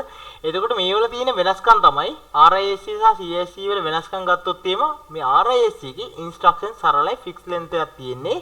හරිද? CISC වල සංකීර්ණයි මේ instruction length එක වෙනස් වෙන්න පුළුවන්. හරිද? RISC වල clock cycle සාමාන්‍ය එකක් විතරයි තියෙන්නේ. clock cycle සාමාන්‍ය එක clock cycle එකකින් විතර RISC එක ඉවරයි. නමුත් CISC වල clock cycle ගණනක් යන්න පුළුවන්. CISC වල clock cycle ඒ කියන්නේ instruction සංකීර්ණින්දා clock cycle ගණනක් යන්න පුළුවන් CISC වල. එතකොට RISC වල pipeline ලේසි. හරිද? CISC වල pipeline එක අමාරුයි. හරිද? එතකොට RISC වල දැන් මේක ඉන්ස්ට්‍රක්ෂන් පොඩි පොඩි කැලි වලට කඩලා තියෙන හින්දා RISC වල පයිප්ලයින් එක ලේසි මේකේ අමාරුයි. හරිද? මේකෙදි ඉන්ස්ට්‍රක්ෂන් කම්ප්ලෙක්ස් හින්දා මේකෙදි ක්ලොක් සයිකල් ගාන වැඩි. මේකෙදි ඉන්ස්ට්‍රක්ෂන් සරල හින්දා ක්ලොක් සයිකල් එකක් විතරයි. මේකෙදි ඉන්ස්ට්‍රක්ෂන් සරලයි. මේකෙදි ෆික්ස් ලෙන්ත් එකක් තියෙනවා. ඒ කියන්නේ එකම ඉන්ස්ට්‍රක්ෂන් ගාන සරලයි. ඒ කියන්නේ ලෙන්ත් එක ෆික්ස් ලෙන්ත් එකක් තියෙනවා. අරගෙදි ඉන්ස්ට්‍රක්ෂන් සංකීර්ණයි. ලෙන්ත් එක වේරියබල් වෙන්න පුළුවන්. ඉන්ස්ට්‍රක්ෂන් එක අනුව වේරියබල් වෙන්න පුළුවන් ඉන්ස්ට්‍රක්ෂන් මේ ලෙන්ත් එක. හරිද? එතකොට RISC එක මම ඔයගොල්ලන්ට කිව්වා මේ පවර් එක ගන්නවා අඩුයි CISC එක පවර් එක ගන්න වැඩි. හරිද? RISC එකේ කෝඩ් සයිස් එක පොඩි කෝඩ් සයිස් එක වැඩි විශාලයි. RISC එකේ කෝඩ් කරන්න ඕන කෝඩ් සයිස් එක විශාලයි. RISC එකේ කෝඩ් සයිස් එක විශාලයි. නමුත් CISC එකේ කෝඩ් සයිස් එක කුඩයි. හරිද? RISC එකට උදාහරණ ARM RISC එකට උදාහරණ මම කිව්වා ARM. එතකොට RI මේකට තව ගන්න පුළුවන්. ARM එක ගන්න පුළුවන්. තව ගන්න පුළුවන්. RISCD. හරි. එතකොට CISC එකට අපිට ගන්න පුළුවන් Intel ආයක මම ලියුවානේ. Intel AMD වගේ දේවල් අපිට ගන්න පුළුවන්. ඒකට ගොඩක් මොබයිල් ඩිවයිස් වල මේක පාවිච්චි කරන RISC එක මේක ඩෙස්ක්ටොප් වල පාවිච්චි වෙනවා. හරිද? එතකොට මේක අපිට වෙනස්කම් මේ විදිහට දාන්න පුළුවන්. ඒකට මේ වල වෙනස්කම් කිව්වොත් එimhe නැවත කියන වෙනස්කම් RISC වල ඉන්ස්ට්‍රක්ෂන් ගාන සරලයි ෆික්ස් ලෙන්ත් එකක් තියෙන. CISC වල ඉන්ස්ට්‍රක්ෂන් ගාන සංකීර්ණයි ලෙන්ත් එක වැඩි. හරිද? ෆික්ස් ලෙන්ත් එකක් කියන්නේ ලෙන්ත් එක වැඩි නෑ. ෆික්ස් ලෙන්ත් එක කියන්න බෑ. ඒ කියන්නේ වේරියබල් වෙනවා. RISC වල ෆික්ස් ලෙන්ත් එකක් තියෙන ඉන්ස්ට්‍රක්ෂන් වලට CISC වල ලෙන්ත් එක ඉන්ස්ට්‍රක්ෂන් වල ලෙන්ත් එක වෙනස් වෙනවා. මේක සරල ඉන්ස්ට්‍රක්ෂන් එකක් තියෙන RISC එකේ මේක සංකීර්ණයි. හරිද? RISC එක සාමාන්‍යයෙන් ක්ලොක් සයිකල් එකක් විතරයි. මේකේ ක්ලොක් සයිකල් කීපයක් තියෙනවා. CISC එකේ ඉන්ස්ට්‍රක්ෂන් සංකීර්ණ හින්දා.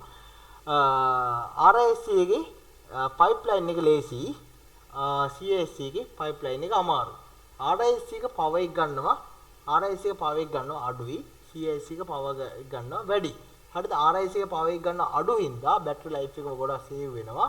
ඒක මම කිව්වා බැටරි ලයිෆ් එක සේව් වෙනවා. හීට් වෙනවා අඩුයි. ඒක මම ඔයගොල්ලන්ට කිව්වා. RISC එකේ කෝඩ් සයිස් එක විශාලයි. ගොඩක් කෝඩ් ගහනවා. CISC එකේ කෝඩ් එක කුඩයි. හරිද?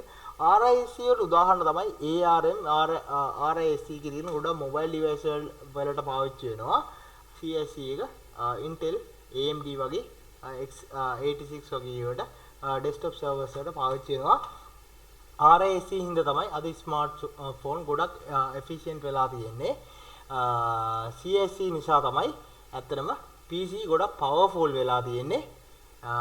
මේ දෙකේ වෙනස තමයි ඒක.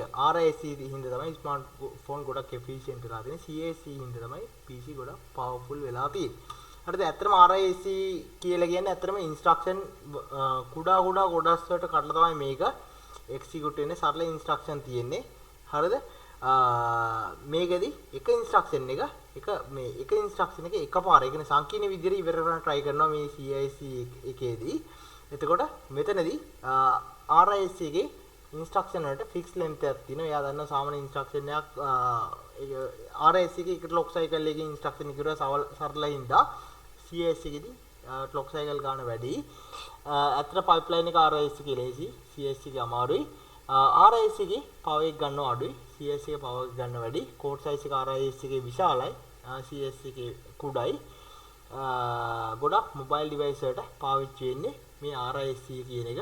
CISC ගොඩක් ලැප්ටොප්ස් වලට කම්පියුටර්ස් වලට පාවිච්චි වෙනවා.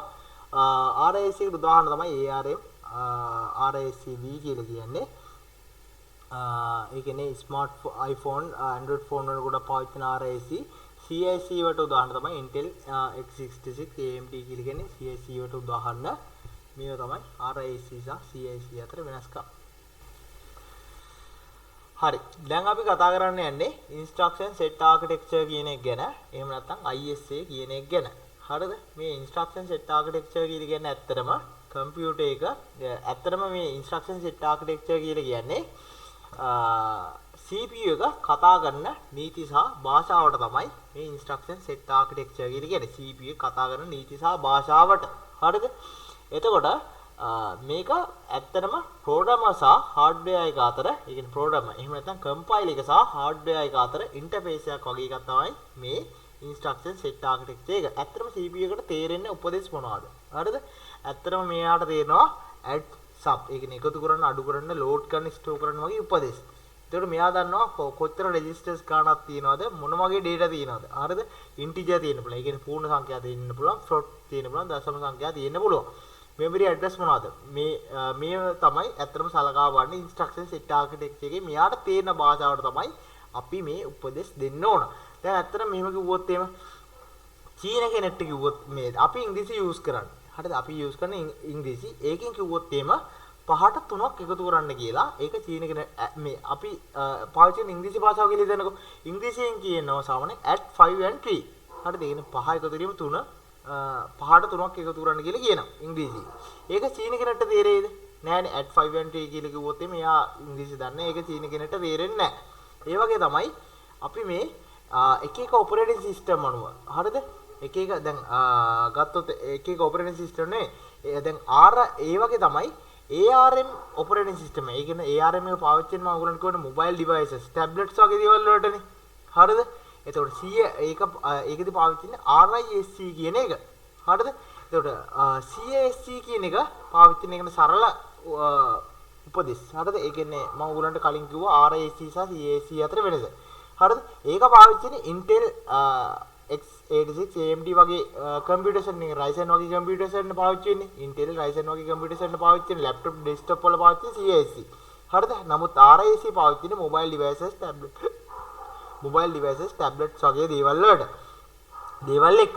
එතකොට CISC එක පාවිච්චි කරනදී අපි ලිව්වොත් එහෙම print hello world කියන command එක Python වල පාවිච්චි කරන print hello world කියන command එක ඒක ඇත්තටම මේ Intel ලට තේරෙයි.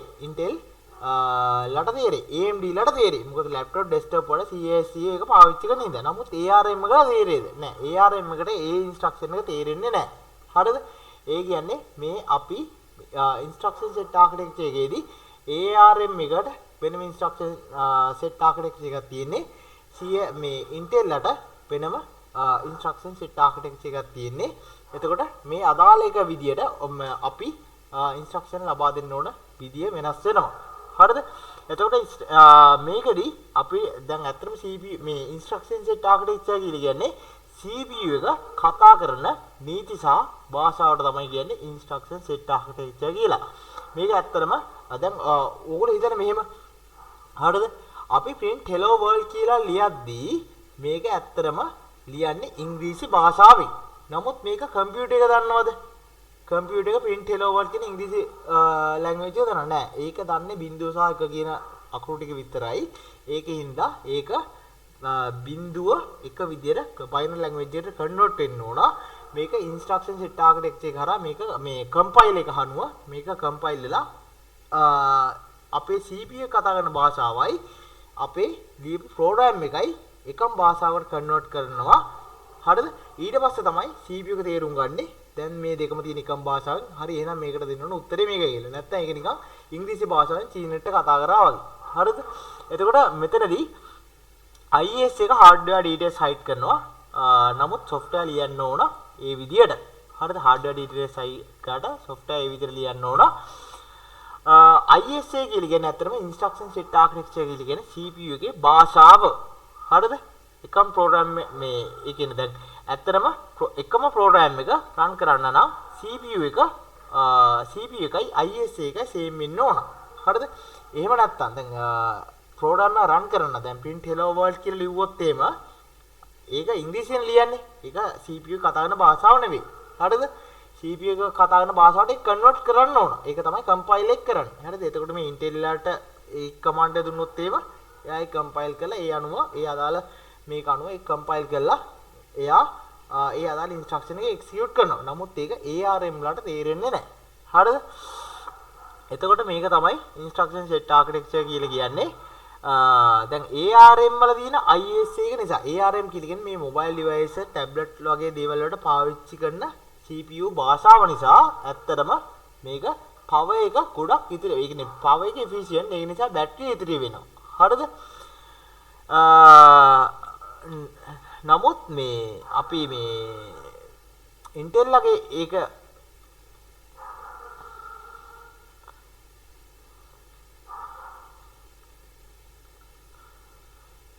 හරි ඒ විදිහට තමයි අත්‍තරම කෙටියෙන් කිව්වොත් එහෙම මේ instruction set architecture කියලා කියන්නේ CPU එක කතා කරන භාෂාව. එතකොට මේ CPU එක සාමාන්‍යයෙන් add sub load restore වගේ දේවල් තමයි පාවිච්චි කරන්නේ. registers කීයක් තියෙනවද කියලා බලනවා. data kinds මොනවද කියලා බලනවා. integer floating points memory address ඒ වගේ දේවල් තමයි CPU එක දන්නේ. එතකොට හරි මේ විදිහට තමයි instruction set architecture එක තියෙන්නේ. හරි හරි දැන් අපි කතා කරමු මයික්‍රෝ ඔපරේෂන්ස් ගැන. දැන් කලින් අපි කතා කරා RISC සහ CISC කියලා දෙකක් ගැන. මේ CISC වල complex instruction තියෙන්නේ. ඒ කියන්නේ සාමාන්‍ය Intel x86 වගේ AMD වගේ computers වල මේ complex instruction පාවිච්චි කරන්නේ. දැන් උදාහරණයක් විදිහට අපි කිව්වොත් එහෙම ඉලක්කම් දෙකක් memory එකෙන් load කරලා එකතු කරලා ඒක ස්ටෝර් කරන්න කියලා මේක එකපාරම මේ ඉන්ස්ට්‍රක්ෂන් එක ක්‍රියාත්මක කරනවා ඉලක්කම් දෙකම එකපාර අරගෙන ඒක එකතු කරලා ඒක මෙමරි එකේ ස්ටෝර් කරන එක පාරම ඒ කම්ප්ලෙක්ස් ඉන්ස්ට්‍රක්ෂන් එක ගන්නවා. දැන් RISC එකේ ඒ කොටස් හතරක් ගන්නවා. මුලින්ම ඉන්ස්ට්‍රක්ෂන් දෙක ලෝඩ් කර ගන්නවා. මුලින්ම පළවෙනි ඉන්පුට් එක ගන්නවා. හරිද ඒක රෙජිස්ටර් එකකට ලෝඩ් කර ගන්නවා. ඊට පස්සේ දෙවෙනි ඉන්ස්ට්‍රක්ෂන් එක ගන්න ඒක රෙජිස්ටර් එකකට ලෝඩ් කර ගන්නවා. ඊට පස්සේ ඒ දෙකම එකතු කරලා තව රෙජිස්ටර් එකකට දා ගන්නවා. ඒ දෙක ඊට පස්සේ ස්ටෝර් කරන එක කුඩා සරල උපදේශ වලට තමයි මේ RISC කරන්නේ. නමුත් CISC එක ඒ දෙකම CISC එක එකපාර කරන්නේ මොකද්ද? ඒ නම්බර්ස් ටිකම එකපාර අරගෙන එකතු කරලා මෙමරි එකේ ස්ටෝර් කරන එක එකපාර කරන එක තමයි CISC කරන්නේ. නමුත් දැන් මෙහෙම දෙයක් වෙලා තියෙනවා. දැන් මේ මයික්‍රෝ ඔපරේෂන් වලදී වෙන්නේ මේ CPU එකක් ඇතුලේ සංකීර්ණ උපදේශක්. ඒ කියන්නේ කම්ප්ලෙක්ස් ඉන්ස්ට්‍රක්ෂන් එකක් ප්‍රොසෙස් කරන්න කුඩා ඒ කියන්නේ පොඩි සරල උපදේශ පාවිච්චි කරන එක තමයි මෙතනදිත් වෙන්නේ. හරිද? දැන් ඒක ඇත්තටම RISC එක වගේ. හරිද? CPU එකක් ඇතුලේ අර දැන් CISC ගන්න පාවිච්චි කරන Intel ලා. හරිද? ඒ කියන්නේ සංකීර්ණ උපදේශ ක්‍රියාත්මක කරන්න කුඩා සරල උපදේශ පාවිච්චි කරන තමයි මේ මයික්‍රෝ ඔපරේෂන්ස් කියලා කියන්නේ. හරිද? එතකොට CPU වල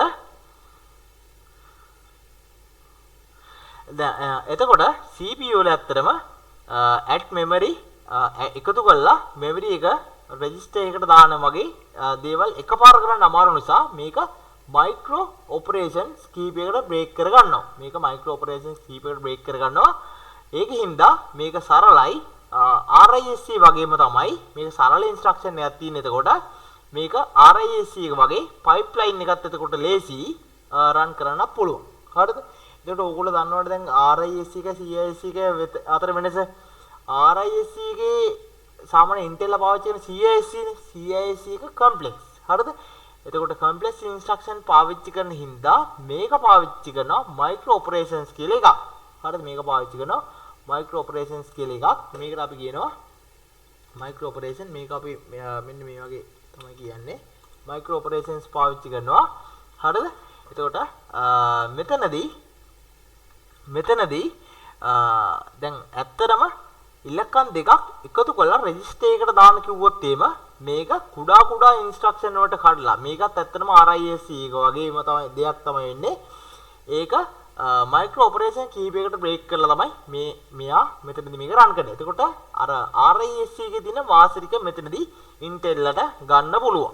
RISC එකේ තියෙන වාසිරික මෙතනදී Intel ට ගන්න පුළුවන්. මොකද්ද? පයිප්ලයින් එක සරලයි. හරිද? පයිප්ලයින් එකේ ඉක්මනින් රන් කර ගන්න පුළුවන්. RISC එක වගේම තමයි මයික්‍රෝ ඔපරේෂන්ස් ඒ කියන්නේ ඉන්ස්ට්‍රක්ෂන් සරලයි. හරිද? එතකොට දැන් උදාහරණයක් විදිහට ඔයා හිතන්නකෝ මයික්‍රෝ ඔපරේෂන්ස් කියලා කියන්නේ දැන් හිතන්නකෝ මෙහෙම දෙයක් වැඩක් තියෙනවා කියලා. ගෙදර ගිහින් කෑම හදලා කන්න. හරිද? එතකොට මේ වැඩේ එකපාර කරන්න අමාරුයිනේ. දැන් Intel කරන්නේ දැන් මේ වැඩේ ඇත්තටම එකපාර කරන එක. ඒ වගේ වැඩක් දුන්නොත් Intel ඇත්තටම එකපාර කරනවා. හරිද? එතකොට මේක පොඩි පොඩි කොටස් වලට කඩනවා. ගෙදර යන්න. හරිද? කැම ද්‍රව්‍ය ගන්න. පළවෙනි ඉන්ස්ට්‍රක්ෂන් එක ගෙදර යන්න. හරිද? දෙවෙනි පළවෙනි ඔපරේෂන් එක ගෙදර යන්න. ඉන්ස්ට්‍රක්ෂන් එක පළවෙනි ඔපරේෂන් එක ගෙදර යන්න. දෙවෙනි එක තමයි කැම ද්‍රව්‍ය ගන්න. හරිද? තුන්වෙනි එක තමයි කපන්න. හතරවෙනි එක තමයි උයන්න.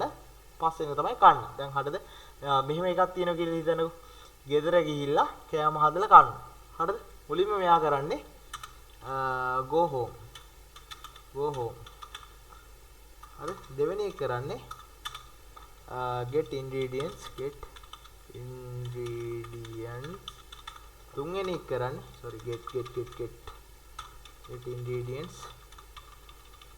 dot tab එක එතන දෙක get ingredients තුන කරන්නේ මෙයා කපනවා chops මේ වගේ මයික්‍රෝ ඔපරේෂන් කීපයකට කඩලා මේක කරනවා. ගෙදර දැන් අර තනි ඉන්ස්ට්‍රක්ෂන් එක ගෙදර ගිහින් කෑම හදලා කන්න කියන තනි ඉන්ස්ට්‍රක්ෂන් එක මෙයා මේ වගේ කොටස් වලට කඩනවා.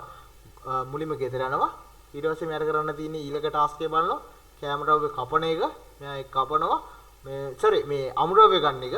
අමුද්‍රව්‍ය ගන්නවා. ඊට පස්සේ ඒක කපනවා. ඊට පස්සේ කුක් උයනවා. ඊට පස්සේ කන්න. ඊට අන්තිමට තමයි කන්න තියෙන්නේ. ඔය වගේ දැන් ගෙදර ගිහිල්ලා කෑම දැන් අර CIC මේ කරන තනි ඉන්ස්ට්‍රක්ෂන් එකෙන් කරන්නේ. ගෙදර ගිහින් කෑම හදලා කන්න. ඒක තනි ඉන්ස්ට්‍රක්ෂන්. මේ ඔක්කොම තනි ඉන්ස්ට්‍රක්ෂන් එක CIC එකේ.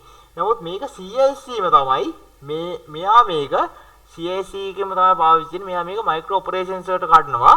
මයික්‍රෝ ඔපරේෂන් වලට කඩලා ගෙදර යනවා. අමුද්‍රව්‍ය ගන්නවා. කපනවා, කෑම හදනවා, කනවා වගේ මේ වගේ පොඩි ඉන්ස්ට්‍රක්ෂන් වලට මේක කඩනවා. පොඩි ඉන්ස්ට්‍රක්ෂන් වලට මේක කඩනවා.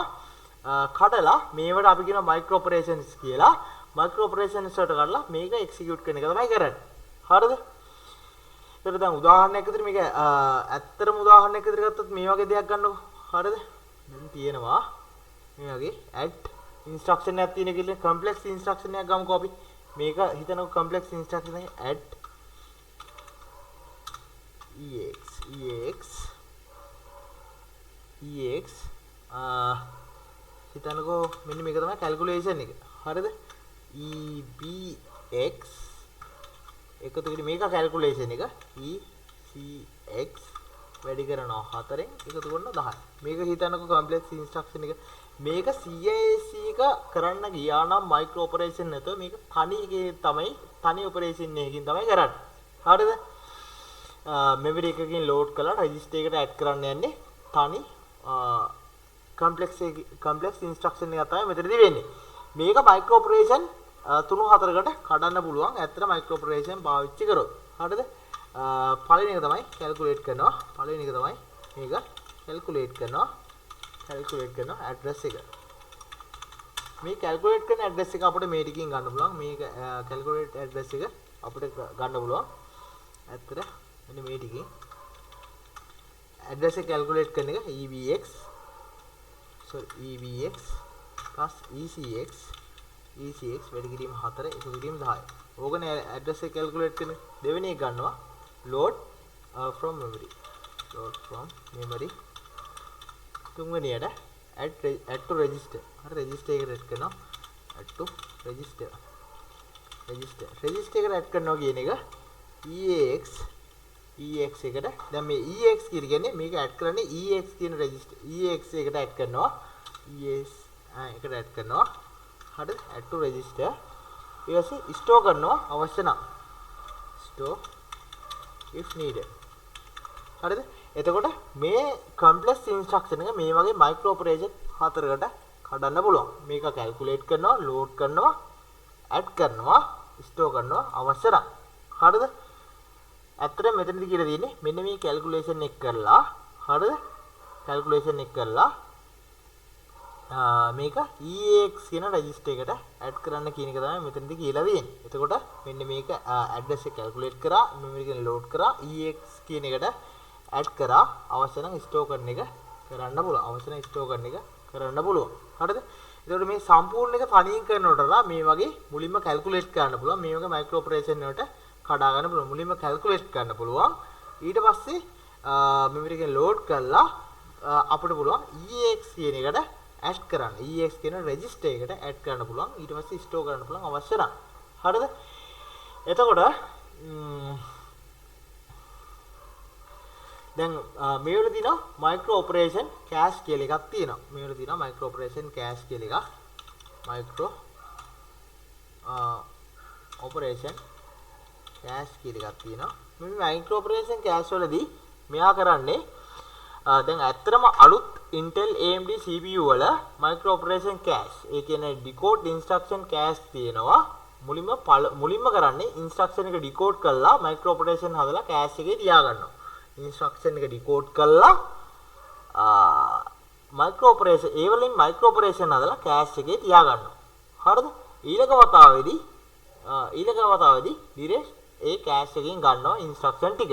එතකොට power එක ඉතිරි වෙනවා වේගය වැඩි. හරිද? මයික්‍රෝ ඔපරේෂන් කෑෂ් වලින් කරන්නේ instruction decode කරලා මයික්‍රෝ ඔපරේෂන් හදලා කෑෂ් එකේ තියාගෙන ඉන්නවා. instruction ටික මුලින් fetch කරලා decode කරලා ඒ වලින් මයික්‍රෝ ඔපරේෂන් හදලා ඒවා කෑෂ් එකේ තියාගෙන ඉන්නවා. අවශ්‍ය වෙලාවට direct කෑෂ් එකකින් ගන්නවා. එතකොට power එක ඉතිරි වෙනවා වේගය වැඩි. හරිද? එතකොට RISC CPU වල හරිද? RISC CPU වල ඇත්තටම instruction සරල හින්දා මේ මයික්‍රෝ ඔපරේෂන් අවශ්‍ය වෙන්නේ නැහනේ. ඇත්තටම RISC එක පාවිච්චි කරන්නේ කුඩා instruction නේ. හරිද? ඒකමනේ මේ Intel ලා පාවිච්චි කරන්නේ. හරිද? Intel ලා CASC පාවිච්චි කරනකොට දැන් ඒකමනේ මයික්‍රෝ ඔපරේෂන් වලට කල්ලා කරන්නේ. හරිද? ඒකින්ද RISC CPU වල ඇත්තටම මයික්‍රෝ ඔපරේෂන් නැහැ. හරිද? ඒ කියන්නේ එක instruction එකක් එක මයික්‍රෝ ඔපරේෂන් එකක් විදිහට පාවිච්චි වෙනවා. හරිද? CASC වල instruction complex හින්දා මයික්‍රෝ ඔපරේෂන් වලට break කරලා RISC වගේ back end එක run කරනවා. හරිද? එතකොට මේකෙන් හින්දා Intel ලටයි Ryzen ලට AMD ලටයි CPU වල මේකෙන් හින්දා Intel ලටයි AMD CPU වල compatibility එක තියාගෙන ඉක්මනට performance ලැබෙනවා. හරිද? මේක තමයි micro operations කියලා කියන්නේ. හරිද? ඇත්තට micro operation කියලා කිව්වොත් කෙටියෙන් RISC වගේම තමයි RISC CPU වල instruction ගොඩක් සරල හින්දා මේවට micro operation අවශ්‍ය වෙන්නේ නැහැ. හැබැයි CASC ලා කරන්නේ micro operation මේ complex instruction. ඒ කියන්නේ ගොඩක් ලොකු instruction. දැන් හිතනවා මේ වගේ instruction එකක් කියලා මේක ඇත්තටම මේක මේ වගේ instruction එකක් කියලා කියන්නේ මේ instruction එක මේ වගේ micro operation කීපයකට ගන්නවා. අර RISC වගේ තමයි මේ වගේ micro operation කීපයකට ගන්නවා. කීපයකට කඩලා break කරලා RISC වගේ back end එක run කරන එක තමයි මේ Intel ලා AMD ලා කරන්නේ. හරිද? හරි මම හිතුවා මයික්‍රෝ ඔපරේෂන් පැහැදිලි වෙන්නද කියලා.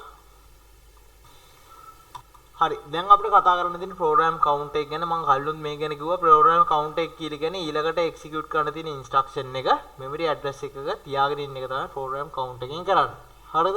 ඊළඟට execute කරන්න තියෙන instruction එක memory address එක instruction එකේ memory address එක තියාගෙන ඉන්න එක තමයි මේ program count එක කරන්නේ. හරිද?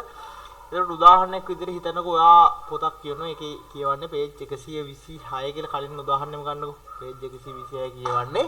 එතකොට ඔයා page එක මතක තියාගෙන ඉන්නවා ඊළඟට ඔයාට කියවන්න තියෙන්නේ 127 වෙනි page එක. හරිද? 127 වෙනි page එක. හරිද? එතකොට මේ program count එක තමයි මෙන්න මේ page numbers මතක තියාගෙන ඉන්නේ මේ program count එක. program ඒ කියන්නේ දැන් program එක run කරනකොට හරිද? program count එක කරන්නේ මේ numbers බලලා මේ page එක fetch කරන එක තමයි මේ page එක fetch කරන එක තමයි හරි page එක fetch කරන එක. ඒ කියන්නේ හරි instruction එක program එක run කරනකොට මෙයා කරන්නේ හරි instruction එක fetch කරන එක තමයි මේ program count එක කරන්නේ. ඒ කියන්නේ දැන් 126 ඉන්නවනම් ඊළඟට එයා දන්නවා ඊළඟට මට run කරන්න තියෙන්නේ 127 වෙනි instruction එක කියලා. දැන් අර කලින් උදාහරණ වගේම ගත්තොත් එහෙම ඔයා පොතක් කියවගෙන ඉන්නවා 126 වෙනි පිටුව කියවගෙන ඉන්නේ එක වාට ගෙදර බෙල් එක රින් වෙනවා. ඔයා බුක්මාර්ක් එකේ තියෙනවා පොතේ 126 වෙනි පිටුවට. ඊට පස්සේ බෙල් එක නාදුනේ මොකද්ද කියලා ඔයා බලන්න පහළට යනවා. ගිහිල්ලා ඒ බලලා ඒ අදාළ වැඩේ කරගෙන ඔයා උඩට ආවට පස්සේ ඔයාට මතක නැහැ දැන් මං කියෝගි හිටියේ පොතේ නම්බර් එක මොකද්ද කියලා. ඔයා බුක්මාර්ක් එකේ තියලා තිබ්බින්දා ඔයා දන්නවා දැන් මං කියෝගි හිටියේ 126 වෙනි පිටුවේ ඊළඟට කියවන්න තියෙන්නේ 127 වෙනි පිටුව කියලා. ඒ ඉන්ස්ට්‍රක්ෂන් එක ඉවර වුණාට පස්සේ දැන් 126 වෙනි පිටුව කියලා ඉවර වුණාට පස්සේ ප්‍රෝග්‍රෑම් කවුන්ට් එක. ඒ කියන්නේ මේ ඉන්ස්ට්‍රක්ෂන් එක 126 වෙනි ඉන්ස්ට්‍රක්ෂන් එක ඉවර වුණාට පස්සේ ප්‍රෝග්‍රෑම් කවුන්ට් එක එකකින් ඉන්ක්‍රීස් වෙනවා. ඒ කියන්නේ 127 වෙනි ඉන්ස්ට්‍රක්ෂන් එකට යනවා. සමහර විශේෂ අවස්ථා තියෙනවා මේ ප්‍රෝග්‍රෑම් කවුන්ට් එක 126 වෙනි පිටුව කියෝගියෝ මේ 126 වෙනි ඉන්ස්ට්‍රක්ෂන් රන් කර ඉඳද්දි සමහර වෙලාවට දැන් උදාහරණයක් විදිහට 126 වෙනි පිටුව කියෝගියෝ ඉඳද්දි 150 වෙනි පිටුවට යන්න කියලා උපදේශයක් තියෙනවා කතන්දර පොතේ. හරිද? ඒ වගේ කතන්දර පොත් කියවලා ඇති 126 වෙනි පිටුවේ මේක ඉතුරු කොටස මේ විදිහට බලා ගන්න ඕන 150 වෙනි පිටුවට යන්න. එහෙම නැත්නම් 127 වෙනි පිටුවේ ඉඳන් කන්ටිනියු කරගෙන යන්න. ඔය කතන්දර පොත් කියවලා ඇති. ඒ කියන්නේ 126 වෙනි පිටුවේ ඉතුරු කොටස බලා ගන්න ඕන නම් 150 වෙනි පිටුවට යන්න කියලා කියනවා. ඒ කියන්නේ ජම්ප් ඉන්ස්ට්‍රක්ෂන් එකක් තියෙනවා. එතකොට මේ වගේ වෙලදී ප්‍රෝග්‍රෑම් කවුන්ට් එක ඩිරෙක්ට් 150ට සෙට් කරන එක විදියට ගන්නවා. මේකට කියනවා branch jump instruction කියලා කියනවා. දැන් මේ වගේ jump instruction එකට කියනවා branch jump jump instruction කියලා කියනවා. හරිද? මේකට උදාහරණයක් තමයි මේ branch call loop වගේ දේවල් වලදී මේවා jump වෙනවා. එක instruction එකක් අලුත් ඇඩ්‍රස් එකකට අප්ඩේට් වෙන එක වෙනවා. හරිද? සාමාන්‍ය ඉන්ස්ට්‍රක්ෂන් වලදී PC එක ඔටෝමැටික් ඊළඟ ඉන්ස්ට්‍රක්ෂන් එකට යන එක තමයි වෙන්නේ. නමුත් branch call loop වගේ වලදී මේ program count එක අලුත් ඇඩ්‍රස් එකකට අප්ඩේට් වෙනවා. එතකොට මේක තමයි ඇත්තටම program count එක කියන්නේ. සාමාන්‍ය CPU pipeline එකේ fetch state එකේදී program count එක බලලා තමයි memory address එකකින් උපදෙස් ගන්න. හරිද? pipeline එකේදී CPU pipeline ගැන කතා කරා. pipeline එකේදී fetch state එකේදී හරිද? fetch state එකේදී RAM එකකින් program count එක බලලා තමයි උපදෙස් ගන්න. හරිද? දැන් CPU එකේ දැන් CPU එක ගත්තොත් එහෙම මේක නම් CPU එක, මේක නම් RAM එක. මෙතන නම් RAM එක තියෙන්නේ. මේක CPU එක නම්. එතන මේක CPU එක කියලා. CPU එක කියලා. මේක තමයි RAM එක. මේක තමයි RAM එක. හරිද? RAM එක. හරිද? ඒකට මේක තියෙනනේ fetch decode මේක තියෙනනේ ඇත්තටම මේක තියෙනනේ මේ වගේ fetch unit එකක් තියෙනවා decode unit එකක් තියෙනවා ඊට පස්සේ execute unit එකක් තියෙනවා execute ඊට පස්සේ memory සහ write back හරිද මේ වගේ තියෙනවනේ ස්ටේජ් කීපයක් තියෙනවනේ. හරිද? එතකොට මේ ස්ටේජ් වලට මේ fetch unit එකට මෙතනදී මේකේ fetch unit එකට RAM එක මේකේ fetch unit එකට RAM එකෙන් instruction ලබා ගන්න මේ program count එක හරහා. මේ program count එක තමයි දන්නේ මේ ඊළඟට fetch කරන්න ඕන instruction එක. program count එක තමයි දන්නේ ඊළඟට RAM එකෙන් fetch කරන්න ඕන instruction එක කීවෙනි එකේද තියෙන්නේ කියලා. ඊළඟට jump කරන එකක් આવොත් එimhe මේ program count එක වැඩි වෙලා jump instruction එකකට යනවා. දැන් හිතන්නකෝ මේ fetch එක කරන්නේ 126 වෙනි instruction එක කියලා. ඊළඟට කරන්න දෙන්නේ 127 වෙනි instruction එක. හරිද? එතකොට දැන් jump instruction එකක් આવොත් 150ට යනවා. jump instruction එකක් આવොත් jump එකක් આવොත් එimhe 150ට යනවා. jump instruction එකක් આવොත් 150ට වගේ යන උදාහරණ මේ කියන්නේ. හරිද? 150 වෙනි instruction එකට යනවා. හරිද? එතකොට මේ program count එක නැත්තම් ඇත්තටම CPU කොහෙත්ම දන්නේ ඊළඟට කරන්න තියෙන උපදේශ මොකක්ද කියලා. හරිද? එතකොට program එක සම්පූර්ණයෙන් අවුල් වෙනවා. හරිද? එතකොට program එක restart වෙද්දී PC එක starting address එක එකට set කරනවා. හරිද?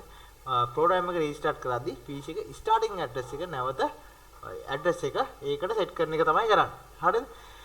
හරි මේක තමයි program count එකකින් වෙන්නේ. program count එක ඇත්තටම කෙටියෙන් කිව්වොත් එහෙම අර page පොතක page number මතක තියාගෙන ඉන්න වගේ දෙයක්.